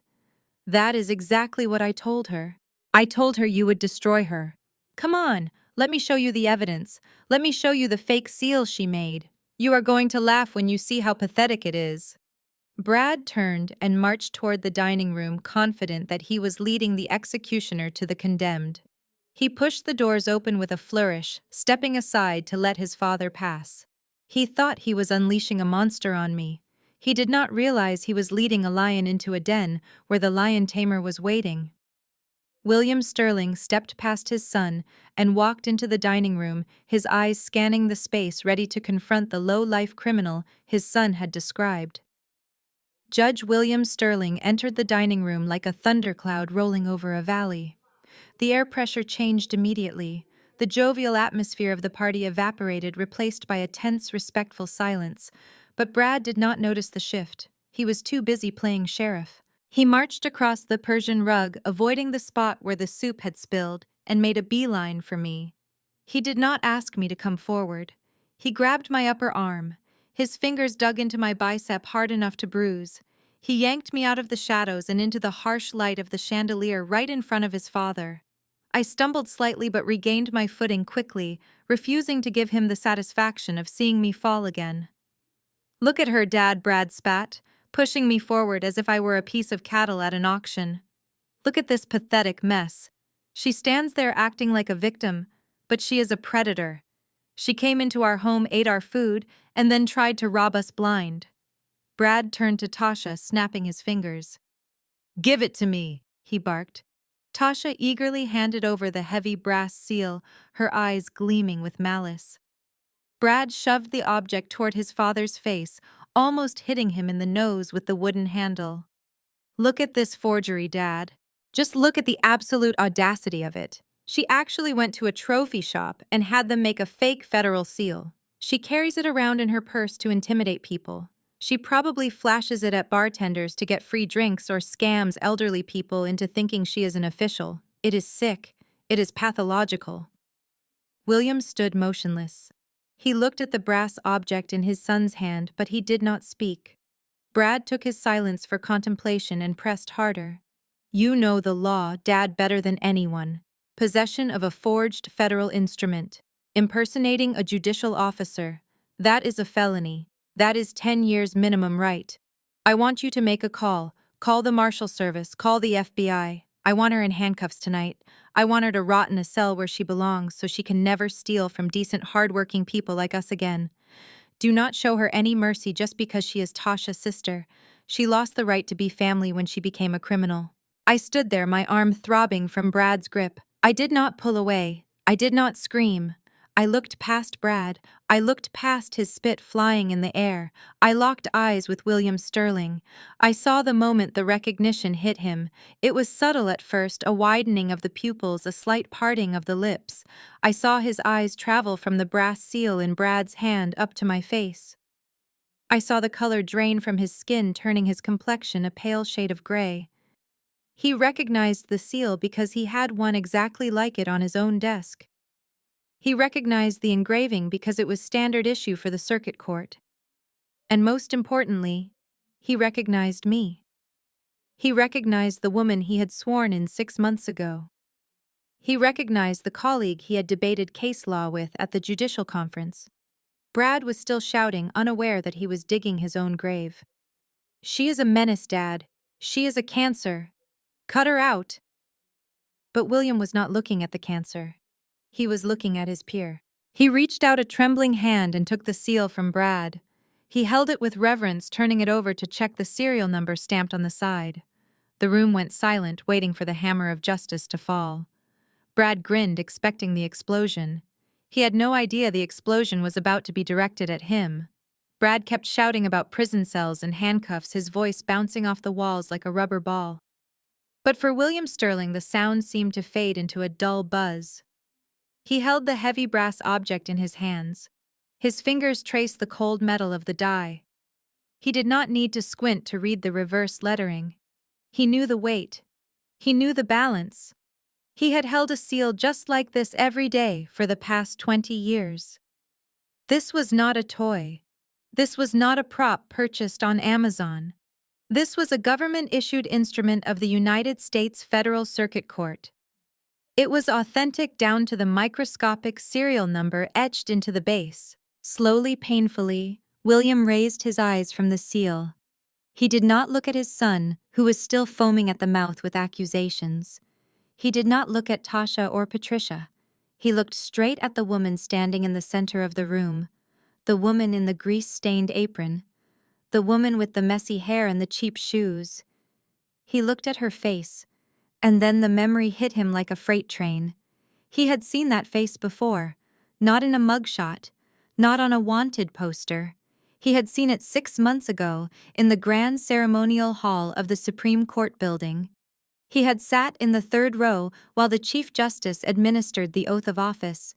He had watched this woman place her hand on the Bible and swear to uphold the Constitution. She was not just a judge. She was Judge Jordan Banks of the Federal Circuit Court of Appeals. She sat on the bench that reviewed his decisions. She was the one who could overturn his rulings with a stroke of that very pen Brad had kicked across the floor. She was effectively his boss. The color drained from William's face so fast it looked like the blood had been siphoned out of him. His knees actually buckled slightly. The terrifying hammer of justice looked like he had just seen a ghost. His mouth opened, but no words came out. His heart began to hammer against his ribs, a frantic drumbeat of pure panic. He looked at the soup stains on her apron. He looked at the bruise forming on her arm where his son had grabbed her. He looked at the contempt on his family's faces. He realized with a sickening lurch in his stomach that his idiot son had just assaulted a federal judge. His future daughter-in-law had just attempted to humiliate a woman who held the power to destroy their entire legal standing. And his wife was standing there nodding along like an accomplice to a felony. The room started to spin. Brad was still talking, saying something about how Jordan was a low-life scammer, but William could only hear the sound of his own career imploding. He had spent 40 years building a reputation as a stern, uncompromising jurist, and in the span of 5 minutes, his family had managed to set fire to it all. He looked at Jordan again. She was not cowering. She was not crying. She was looking back at him with an expression of cold, expecting judgment. She raised one eyebrow slightly, a micro-expression he had seen her use in court right before delivering a scathing verdict.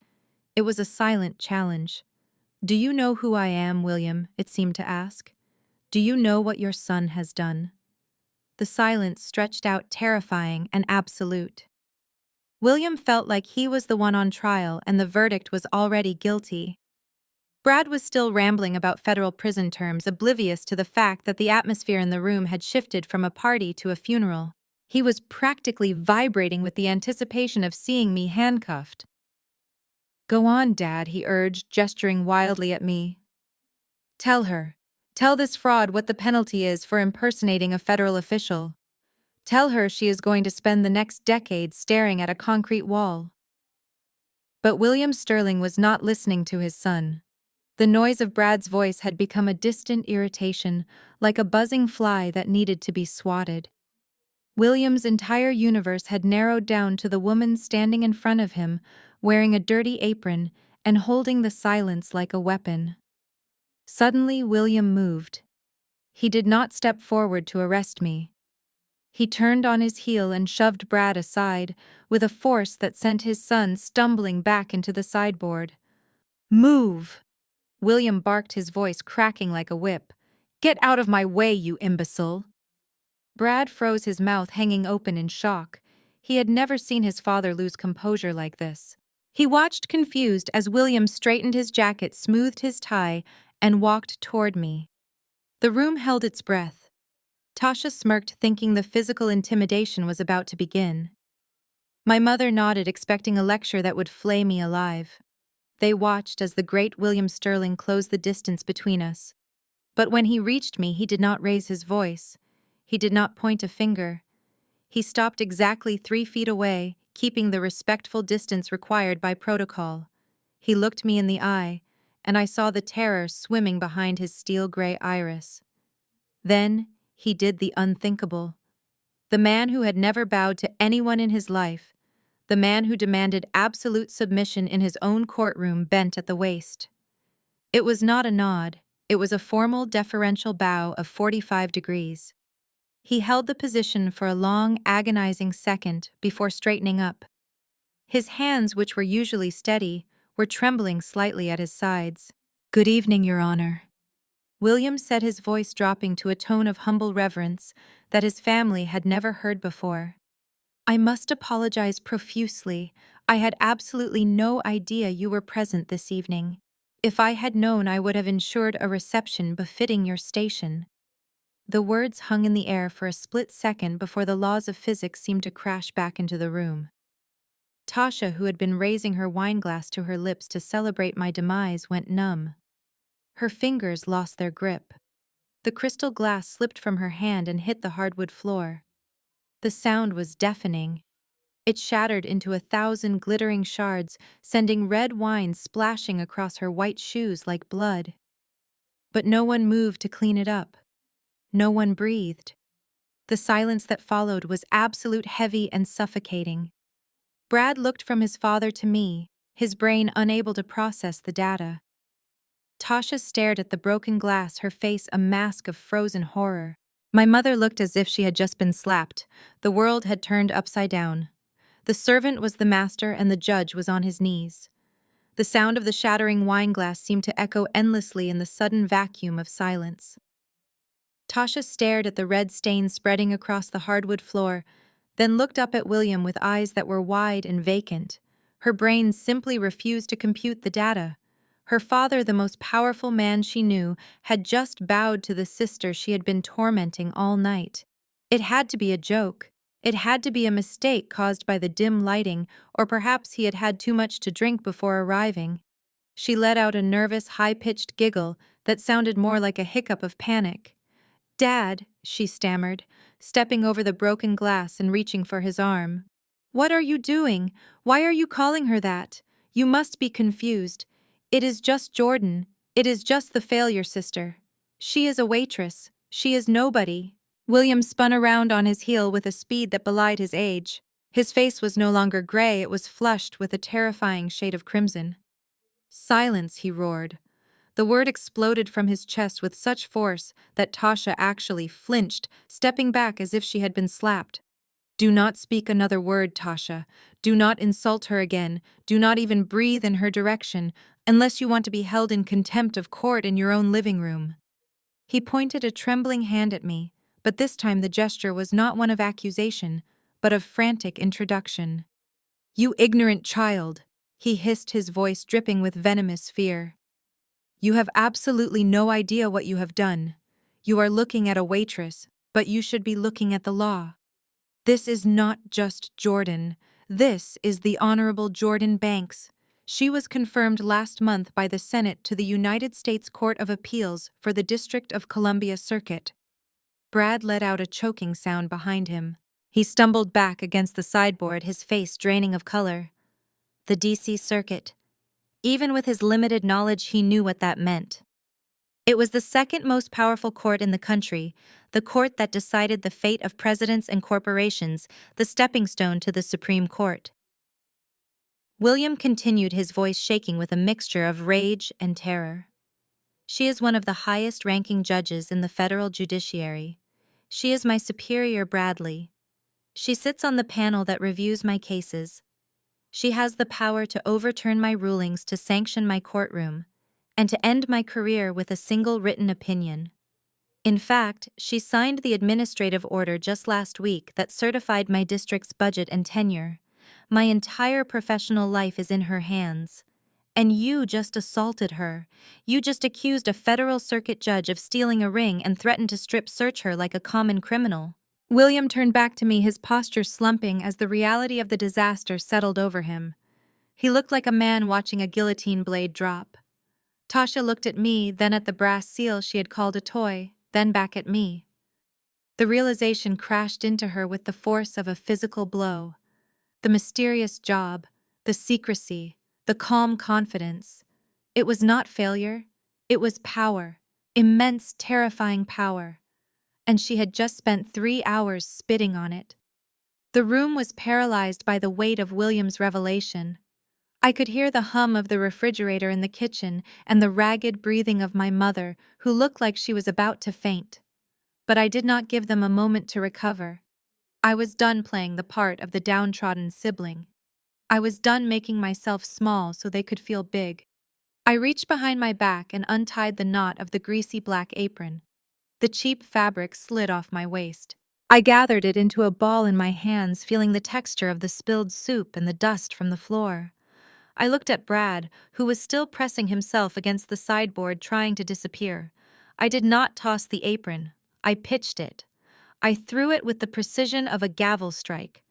The fabric hit Brad square in the chest with a wet thud, leaving a stain on his immaculate navy suit before sliding down to his feet.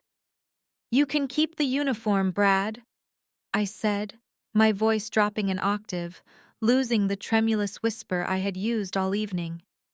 "It seems you are going to be doing a lot of cleaning up in the near future." I began to unbutton the cuffs of my oversized white shirt. The movements were slow and deliberate. I folded the fabric back once, then twice, revealing my forearms. As I rolled the left sleeve up the chandelier, light caught the object I had kept hidden all night. It was not a string bracelet or a cheap digital watch. It was a Rolex Daytona. But it was not gold like Brad's gaudy timepiece. It was solid platinum with an ice blue dial. It was a watch that whispered wealth rather than screaming it.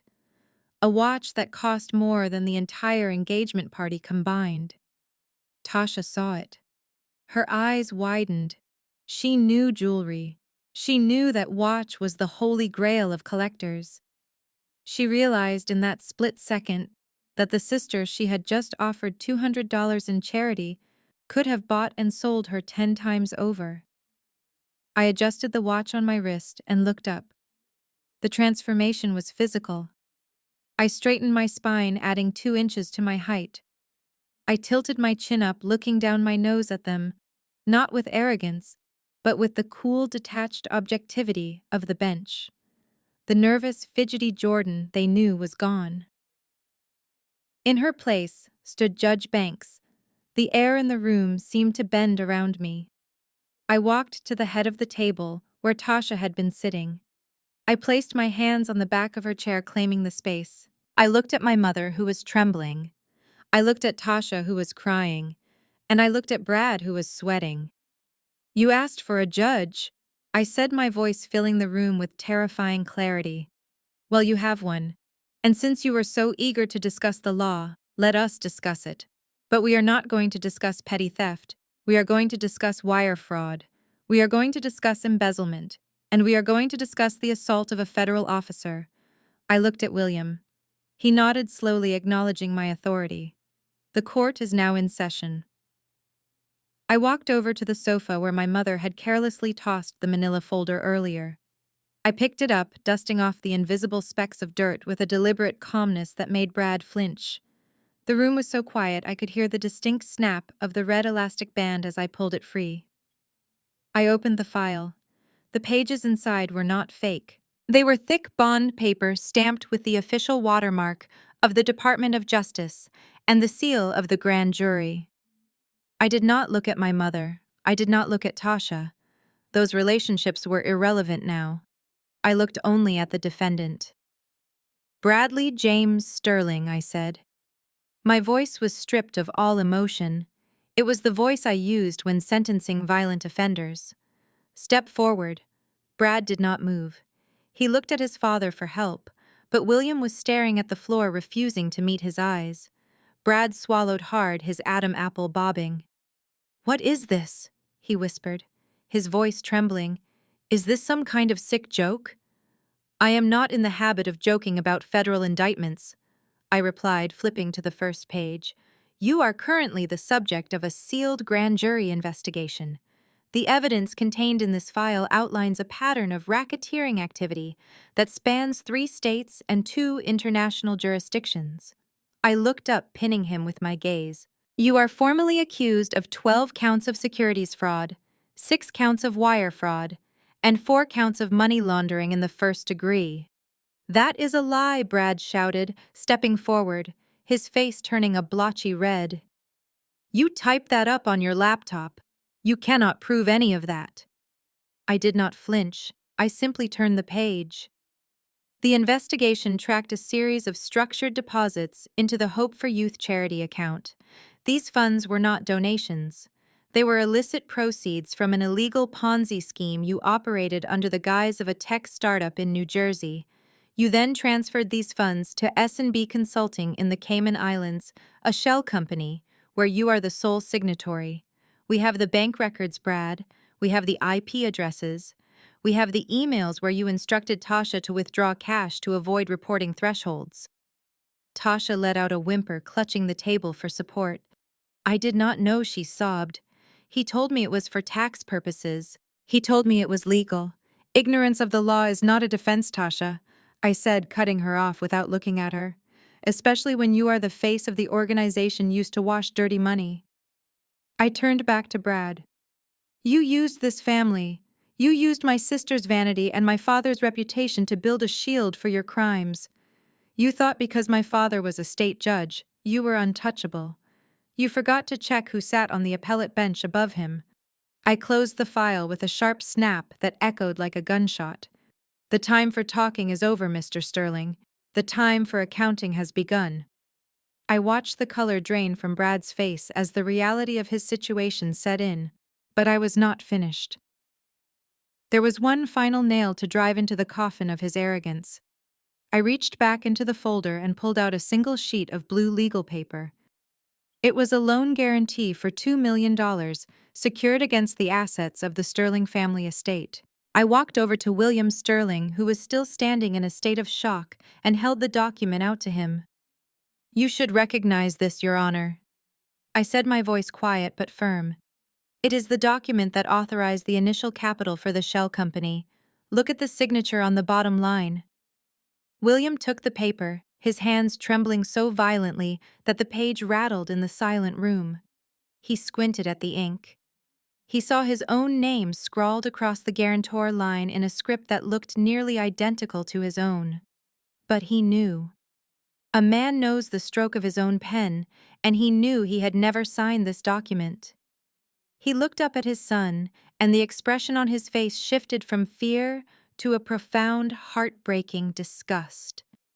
You forged my signature, William whispered, his voice sounding hollow and dead. You forged a sitting federal judge's name on a fraudulent loan application. Brad stepped back, raising his hands in a pathetic gesture of defense. Dad, please listen, he stammered, sweat pouring down his forehead. It was just a bridge loan. I was going to pay it back before you ever noticed. I just needed the liquidity to get the project moving. It was for the family legacy, Dad. I did it for us. William let out a sound that was half laugh, half sob. For us, he repeated bitterly. He crumbled the document in his fist and threw it at Brad's chest. You have destroyed us. Do you have any idea what this means? When this comes out, I will be disbarred. My rulings will be questioned. My integrity will be shredded in the press. 40 years of unblemished service. 40 years of building a reputation as a man of honor. And you burned it all down to fund a Ponzi scheme. He looked at Brad, not as a father looks at a son, but as a man looks at a parasite. You did not just steal money, Bradley. You stole my life. You stole my legacy. He turned his back on his son, unable to even look at him. You are no longer my child, he said to the wall. You are a liability. And I hope Judge Banks shows you more mercy than I would, because as far as I am concerned, you are already dead to me. The silence that followed William's renunciation of his son was heavy enough to crush bones, but Tasha Banks had a survival instinct that was sharper than any knife. She looked at Brad, who was currently staring at the floor, a broken man, and then she looked at me standing there with the federal seal and the platinum watch. She did the math in a split second. Brad was a sinking ship, and Tasha was not about to drown with him. She let out a gasp of theatrical horror and physically shoved Brad away from her. The force of the push caught him off guard, and he stumbled back, knocking over a chair. It was you, Tasha screamed, her voice shrill and piercing. You liar. You told me it was legal. You told me your father approved everything. She turned to me, her eyes wide and wet with fresh tears that seemed to appear on command. Jordan, please listen to me, please. I had no idea. I am a victim here too. He used me. He told me that if I did not sign those withdrawal slips, the charity would go bankrupt and the children would suffer. I only did it for the children, Jordan. You have to believe me. She rushed toward me, her hands outstretched, pleading for salvation from the sister she had called a loser 5 minutes ago. She looked desperate. She looked pathetic. But most of all, she looked guilty. I took a step back, refusing to let her touch me. "Do not come any closer, Tasha," I said coldly. But she did not stop.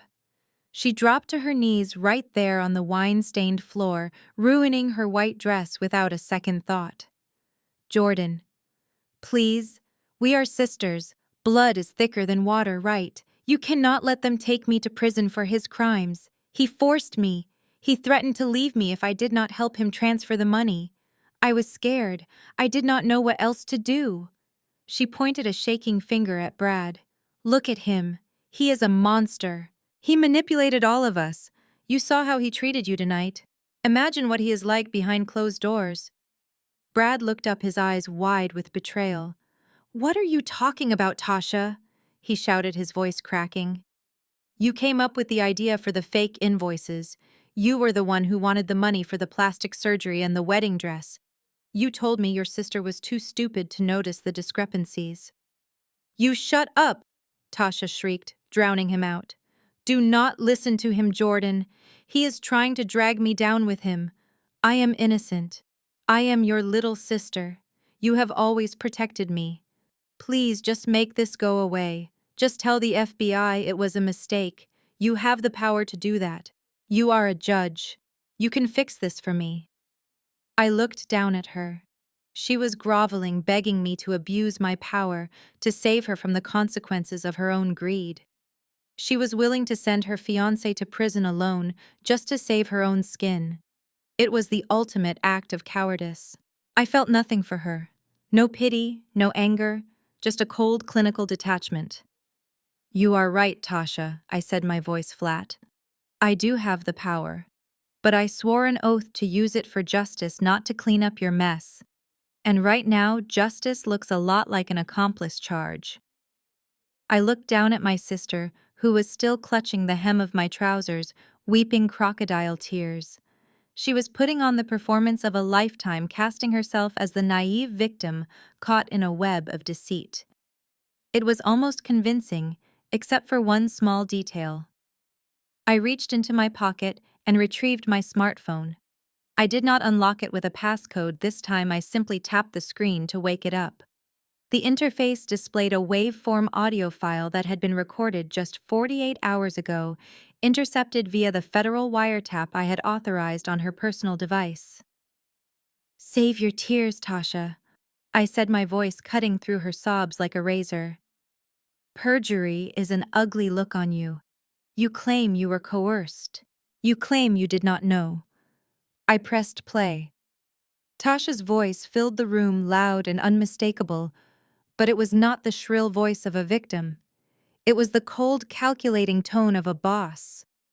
Brad stopped whining about the risk. The recording played, the sound quality crisp and damning. "Just move the 50,000. I do not care if it is illegal. I need that money for the venue deposit. If you mess this up, I will find someone else who can launder it properly. I am the one running this charity, remember?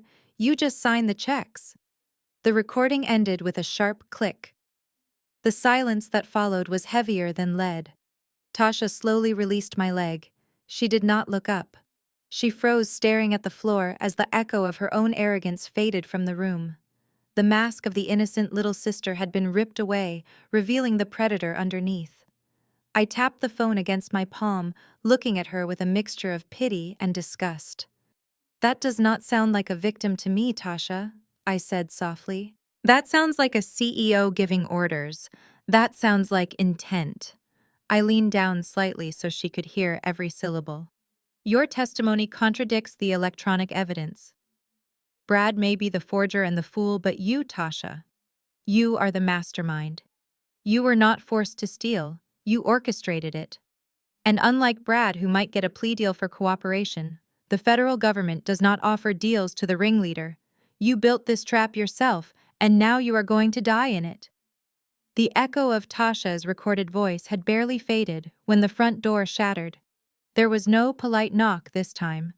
The heavy oak panels exploded inward under the force of a battering ram, sending splinters flying across the marble foyer like shrapnel. A wall of noise hit us instantly. "FBI federal agents, get down on the ground." The command was a collective roar from a dozen throats. Men and women in tactical vests with yellow bold lettering poured into the house, moving with the fluid precision of a pack of wolves. The room dissolved into chaos. Red laser sights cut through the haze of the chandelier, frantically searching for targets.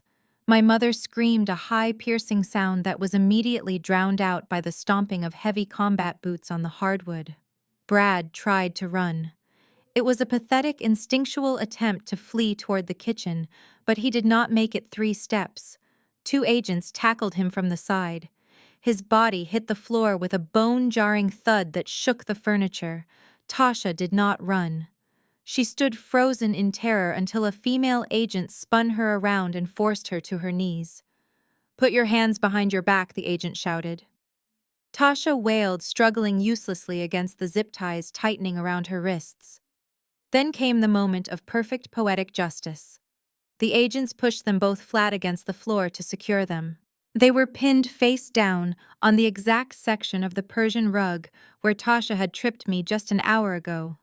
Tasha's cheek was pressed against the lingering stain of the lobster bisque she had laughed at. Brad's nose was inches from the spot where I had gathered the shards of the broken tureen. They were writhing in the very spot where they had tried to break my spirit. I stood motionless in the center of the storm, my platinum watch catching the light as the red and blue strobes from the cruisers outside began to flash through the windows. I did not flinch. I did not move. I watched the agents recite the Miranda rights, the words flowing like a familiar hymn. "You have the right to remain silent. Anything you say can and will be used against you." William Sterling stepped back, his hands raised in surrender, acknowledging the jurisdiction of the raid. He looked at me, then at his son being dragged up from the floor. He knew the procedure. He knew the end game. The party was officially over. The chaos of the arrest was a blur of motion, but one figure cut through the noise with the desperate focus of a heat-seeking missile. My mother, Patricia Banks, scrambled across the room, ignoring her ruined dinner party, ignoring the shattered glass, and threw herself at me. She grabbed my hands, her grip surprisingly strong, her manicured nails digging into my skin. Her face was a ruin of running mascara, and panic, the mask of the composed socialite, completely dissolved. She did not look at Tasha, who was being hauled out the front door in handcuffs. She looked at me. For the first time in my life, she looked at me not with contempt, but with a terrifying, hungry desperation. "Jordan, please," she wailed, her voice cracking into a sob. "You have to stop them. You are the judge. You have the authority. Tell them it is a mistake. Tell them to let her go. She is your sister, Jordan. She is your baby sister." I tried to pull my hands away, but she clung tighter, dropping to her knees so her weight dragged on my arms. The physical weight of her was suffocating, but the emotional weight was worse. "Do not do this to your family," she pleaded, the tears streaming down her face, mixing with her foundation. "Think about what you are doing. I gave birth to you. I raised you. I put a roof over your head. Does that mean nothing to you? You cannot destroy us like this. You cannot let them take Tasha away to a cage. She will not survive in there, Jordan. She is soft. She needs us." I looked down at the woman weeping at my feet. This was the same woman who had stood by and laughed while Tasha humiliated me. This was the woman who had accused me of stealing money to buy drugs. This was the woman who had called me a failure and an embarrassment just 20 minutes ago. Now suddenly she wanted to play the mother card.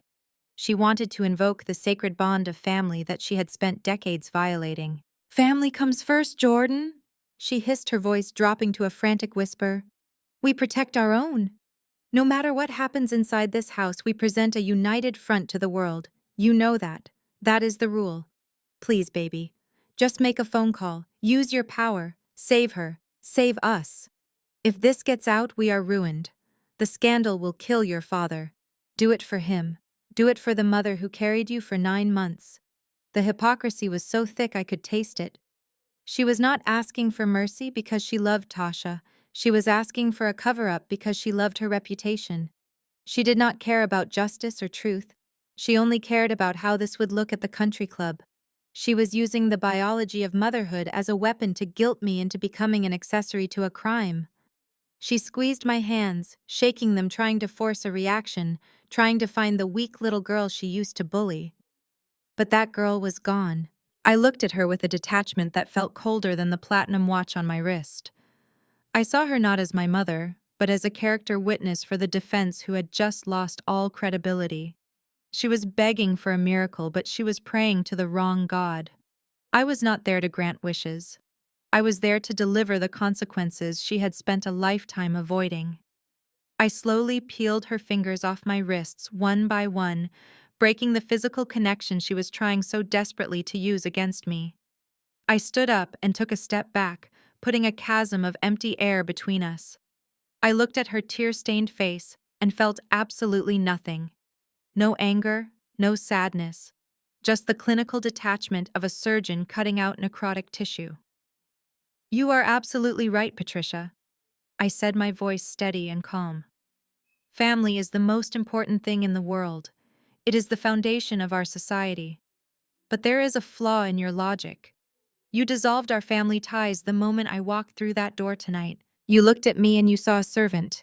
You told the guests I was the help. You banished me to the kitchen to eat scraps while you feasted. You made a choice at 6 o'clock this evening to remove me from this family. You cannot revoke that choice now, just because it is no longer convenient for you." Patricia stared at me, her mouth opening and closing as she tried to process the rejection. But I did not give her time to argue. I turned my head slightly and made a sharp gesture to the lead FBI agent standing by the broken china cabinet. He stepped forward immediately, pulling a folded document from his tactical vest. He did not hand it to me.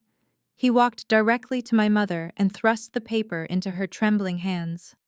"What is this?" she whispered, looking down at the heavy legal stock. "It is a subpoena," I answered.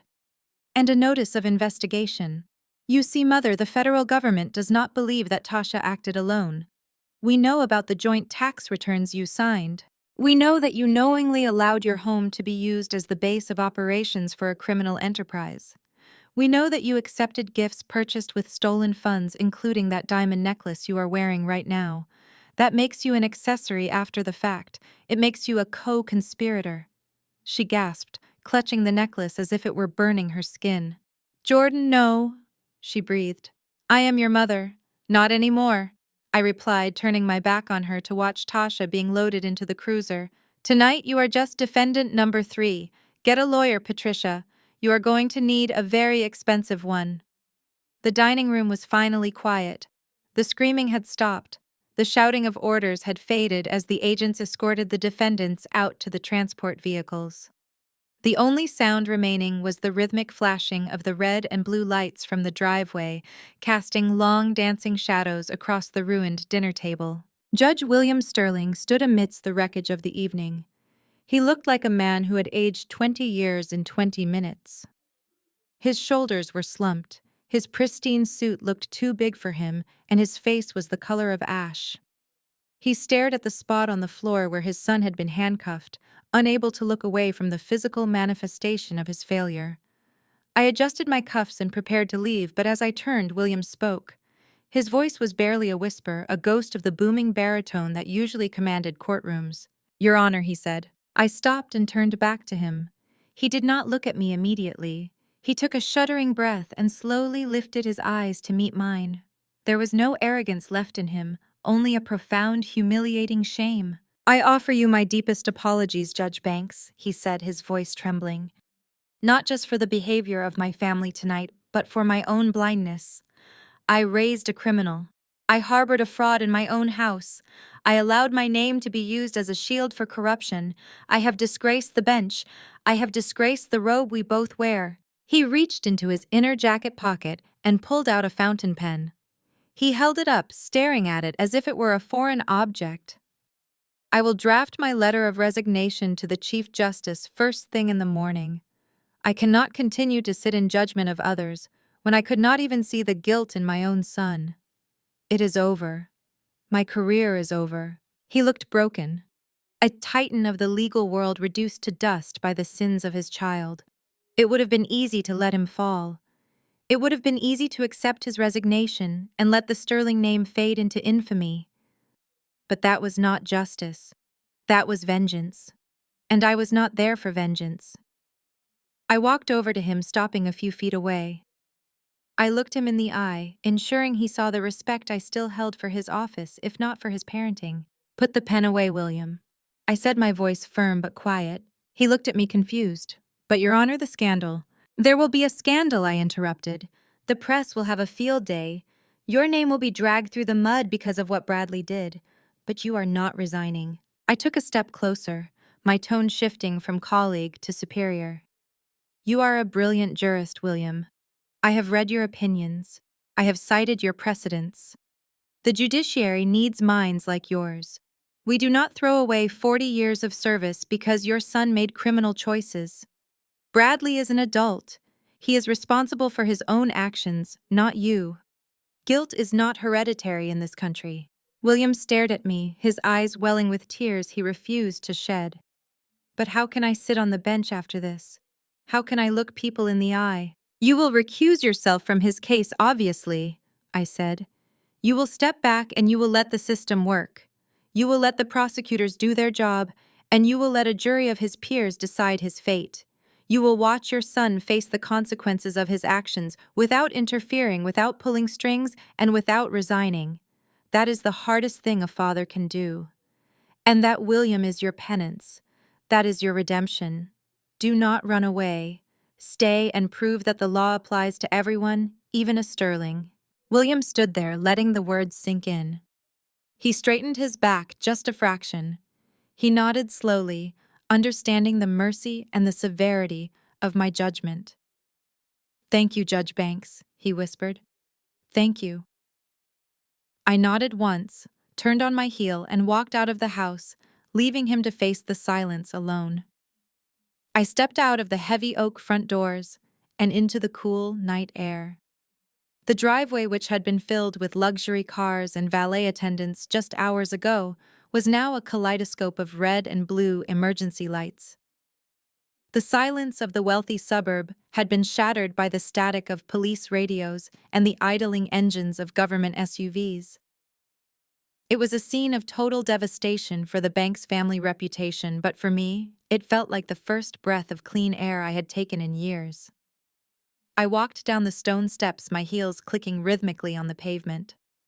The sound drew the attention of the agents who were securing the perimeter, but they did not stop me. They saw the badge on my belt and the steel in my eyes, and they stepped aside, parting like the Red Sea to let me pass. Tasha was standing by the back of the lead patrol vehicle.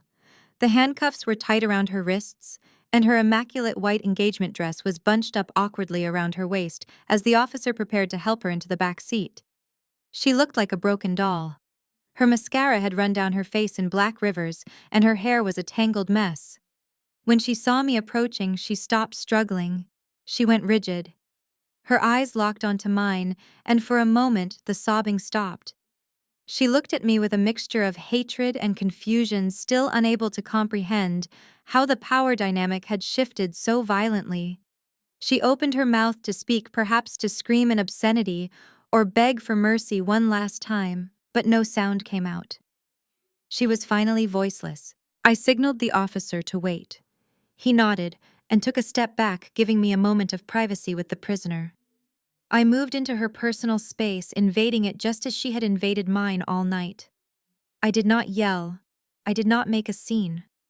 I leaned in close until my lips were inches from her ear. I could smell the expensive perfume she wore, masking the scent of her fear. I wanted her to hear every syllable. I wanted these words to be the only thing she thought about while she sat in a holding cell waiting for her arraignment. "You always wanted to be the center of attention, Tasha," I whispered, my voice low and smooth. "You always wanted the biggest wedding and the most expensive ring and the envy of everyone in the room. Well, you got your wish. You are going to be on the front page of every newspaper in the state tomorrow. But before you go, I want to give you one piece of advice, a little tip from your big sister." I paused, letting the tension build. I saw her throat muscle spasm as she swallowed. "Next time," I said, my voice hardening into diamond, "before you ask someone to get on their knees and clean your shoes, make sure that person is not the one holding the key to your prison cell." Because frankly, Tasha, orange is not going to be your color. I pulled back and looked her in the eye one last time. I saw the realization crash into her. I saw the memory of her making me wipe the wine off her heel play out in her mind. I nodded to the officer. "Take her away." The officer placed his hand on top of her head and guided her into the back of the cruiser. The heavy door slammed shut with a finality that echoed in my bones. I watched through the reinforced glass as she slumped against the seat, her face disappearing into the shadows. The car put it into drive and slowly rolled down the driveway, taking the toxicity of my past along with it. I stood alone in the driveway under the flashing lights and finally checked the time on my platinum watch. It was getting late, but for the first time in a long time, I was right on time. The flashing red and blue lights of the police cruisers slowly dissolve in my mind, replaced by the steady golden glow of the Washington, D.C. skyline. The memory fades, leaving me back in the present, standing before the floor-to-ceiling windows of my penthouse. The chaos of that night feels like a lifetime ago, even though the legal ripples are still being felt in the courts. The silence here is not heavy or awkward like it was in that dining room. It is the peaceful silence of earned success. I look down at the crystal glass in my hand, swirling the vintage Cabernet. The deep red liquid catches the light, reminding me of the wine Tasha forced me to wipe off the floor. But this wine does not taste like humiliation. It tastes like victory. It tastes like the 5-year sentence Tasha is currently serving in a minimum security facility in West Virginia. It tastes like the 12-year sentence Brad received for federal racketeering. And it tastes like the solitude of my mother, who now sits alone in a house she can no longer afford, waiting for phone calls that never come. I take a slow, deliberate sip, letting the warmth spread through my chest. People often ask me how I stayed so calm that night. They ask how I could stand there and let them insult me, let them treat me like a servant, let them strip away my dignity piece by piece without screaming in their faces. They wonder why I did not flip the table or throw the wine back at them the moment I walked in, but they do not understand the nature of true power. Screaming is for the weak. Screaming is for those who need to convince themselves of their own importance. Tasha screamed, Brad shouted, my mother wailed, and look where it got them. I turn away from the window, walking over to the marble island in my kitchen. My judicial robe hangs on the rack by the door, ready for tomorrow morning. The brass seal sits on my desk, not a toy but a heavy instrument of the law. The lesson I learned that night is one I carry with me every time I take the bench. The sweetest revenge is not found in a shouting match. It is not found in a dramatic scene or a physical fight. The sweetest revenge is silence. It is the quiet, relentless pursuit of excellence while your enemies are busy being loud. When they mock you, do not answer. Work. When they underestimate you, do not correct them. Work. When they try to bury you, do not dig yourself out with words. Dig yourself out with success. Build a fortress of competence so high that they have to crane their necks just to see you. Let them make the noise. Let them have their parties and their insults and their delusions. You just wait. You wait for the moment when the evidence is gathered and the verdict is ready. And then you do not need to scream. You simply let the gavel speak for you. I place the empty glass on the counter. The city lights twinkle outside, indifferent and beautiful. The case is closed, the record is sealed, and justice is served. This story reminds us that true power does not need to be loud. While Jordan's family focused on the appearance of wealth and status, they lacked the integrity to sustain it. Jordan endured their mockery not because she was weak, but because she possessed the quiet confidence of genuine success. The greatest lesson here is that you never need to prove your worth to those who are committed to misunderstanding you. Do not waste energy screaming to be heard. Instead, work hard in silence. Build a life so undeniable that your success becomes the only noise that matters. If you enjoyed watching Justice Be Served, hit that like button and subscribe to our channel for more stories of redemption and revenge. What would you have done if you were in Jordan's shoes? Let us know in the comments below.